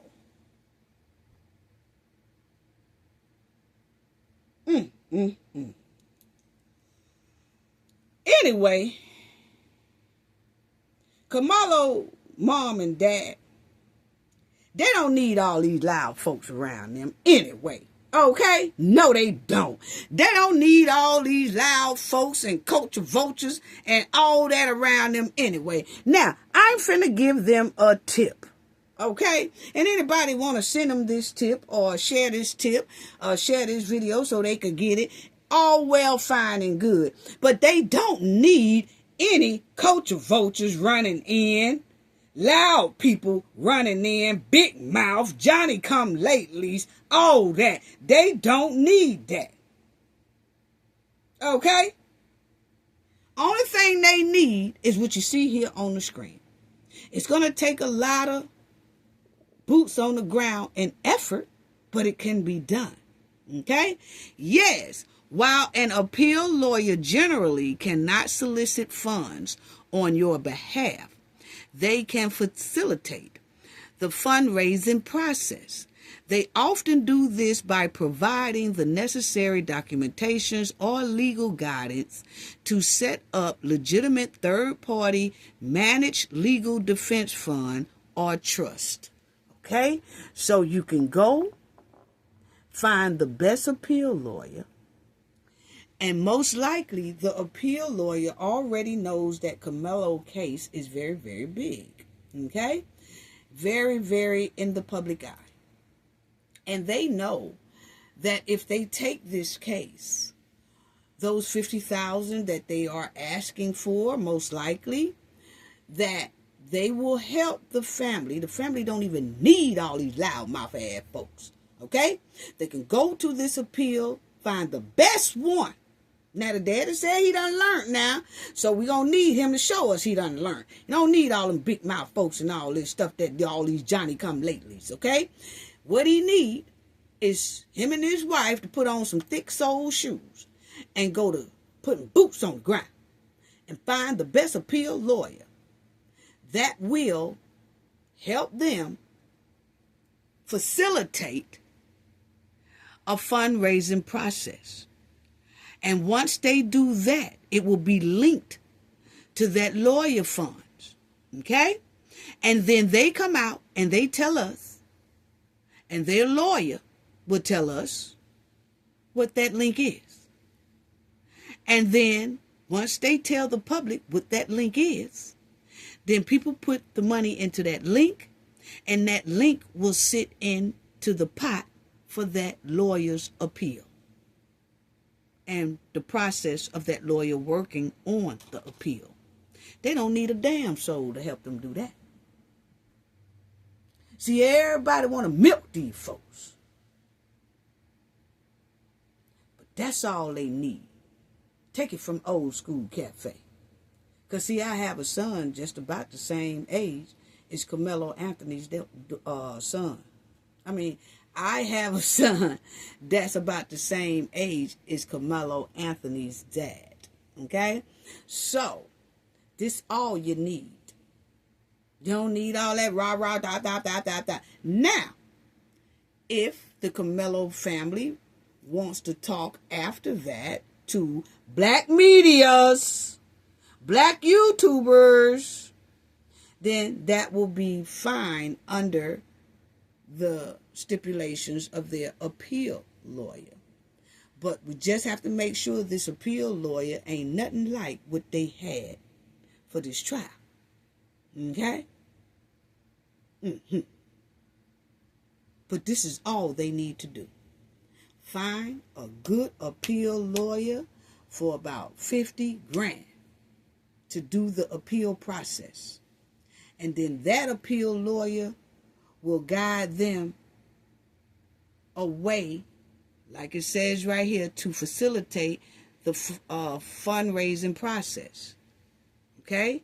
And they often do this by providing the necessary documentation or legal guidance to set up legitimate third-party managed legal defense fund or trust. It could be done. Now, the Karmelo mother and daddy won't have access to this fund because everything that's dumped in it is going straight to that appeals lawyer, straight to the expenses of this appeal lawyer, okay? Everything will go straight there, but it's done through a third-party way, and those appeal lawyers can tell you how to do that and kind of direct you into doing that for a third-party thing, okay? Yeah. So I just gave the Anthony family the biggest tip to help their son. It's up to them to put fire under their boots and shoes and their high heel shoes. His boots and her high heel shoes to get it done real quick, fast, and like right about now. Yeah, that's how that go. Now, I want y'all to hear one more thing, because remember I told y'all to stick a pin in the Austin Metcalf thing and what Hunter said, okay? Check this out, because this is what Hunter said. And check this out. Now, Hunter told the world out his mouth, okay? Hunter told the world out of his mouth that he started this whole big mess that ended in a heartbreaking situation for both families. Now, Hunter said he started it himself. Now, check it out. This kid, before I knew his name now, this kid is sitting under our our tent at track. We asked him to move. He started getting aggressive and talking reckless. And my brother stepped in and said he needed to move. He's like, make me move. Also grabbed his backpack. This kid. Now notice what Hunter says. Hunter says that they was talking to this kid. He didn't know who the kid was and all this stuff. Then he said, as I'm talking to him, well, he said, as we was talking to him, check it out. I'm going to let y'all hear it again. As we was talking to him, he started getting aggressive. And then my brother stepped in. My brother stepped in. Remember when I told y'all to stick a pin in that when Karmelo daddy was talking about what he saw on the tape? And it shows that Austin jumped 3 bleachers down or whatever to get to where Karmelo was. That's because he saw Hunter in the confrontation with Karmelo. And that's not the only time he's going to say that. See, this is when it first happened. Hunter and his mom ran to the media because they was hairing up and spinning this thing. But remind y'all that the Karmelo family was being told, don't say a word. Let them talk. And basically it was a setup. Let them keep spinning your kid into a bad kid. You shut up. Okay? We trying to set y'all ass up, so we need y'all to shut up. Okay? Now, as you listen, he specifically says we was talking to the kid. So that means Hunter was with other dudes that first approached Karmelo. And then when Austin saw it, he stepped in. That's when you see Austin jump from 3 bleachers up to come down to basically protect his brother. Listen to it again. Yes, there's a hell of a lot of grounds for appeal. Because Hunter actually started this mess. Check it out. Not Austin. This kid, before I knew his name now, this kid was sitting under our tent at track. We asked him to move. He started getting aggressive and talking reckless. And my brother stepped in and said he needed to move. He's like, make me move. Also grabbed his backpack. This kid, I tried to whip around with that. Okay, so yeah, I heard him say that his brother stepped in for Hunter. Okay? That's why Hunter said, oh, and you know everything after that, I just can't say anything. Okay, but you ain't got to say nothing else, brother, because you already told us that we asked him to move. So evidently, Austin wasn't nowhere around. It was you and some more boys. Then when y'all asked him to move, and then when Karmelo says something to your ass, Austin jumps from 3 bleachers down to get to save you. Okay? Or to get into your mess. Now, check out, that was the first interview. Check out what he said in another interview about 4 days later. Listen. We come back, we sit down, and this kid said something behind me. I've never met this kid in my entire life, never knew who he was. Said something just inappropriate and uncalled for. When I turned around and asked him who he was, he started getting really aggressive. Hear that? Do you hear that? Hunter said it was a kid sitting behind me, which that was a lie because the tape showed him walking up. But anyway, he said, then I turned around and I asked the kid who he was.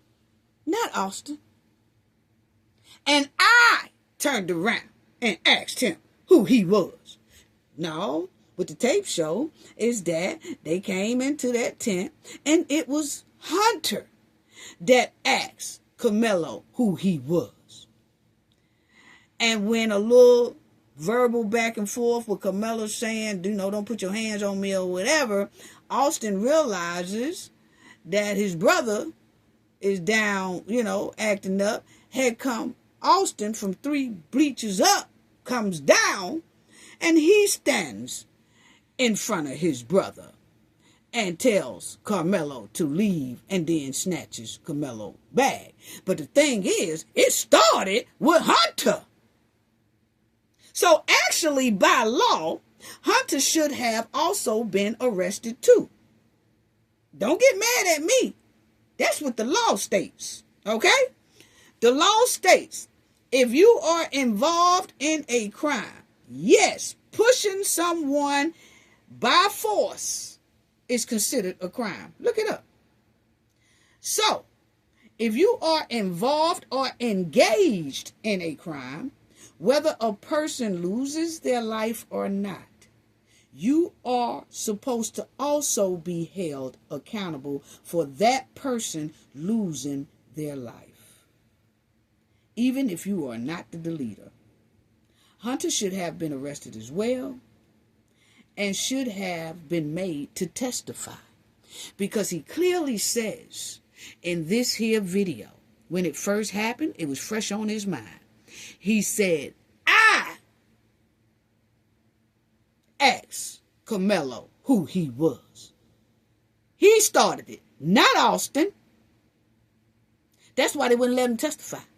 But see, that's why they need to get grounds on appeal, because grounds of appeal, that's another thing to put in there, is that they didn't even have the main witness testify. We ain't talking about well, he can't because he was so heartbroken and he couldn't talk. No. He was the main person who started this here thing, so he has to testify. That's what a good defense lawyer would have made happen. And if that judge would have denied it, okay, well, we might as well stop this, because I'm finna go to the highest Supreme Court. Yes, I am. Because this right here, we're not even going to continue this until this is done fairly. This boy right here clearly states he did it. And this should have been played in court. He says it 2 times on 2 different interviews. Y'all just heard him the first interview. He said his brother stepped in. On this one, he said he approached Karmelo. Check it out.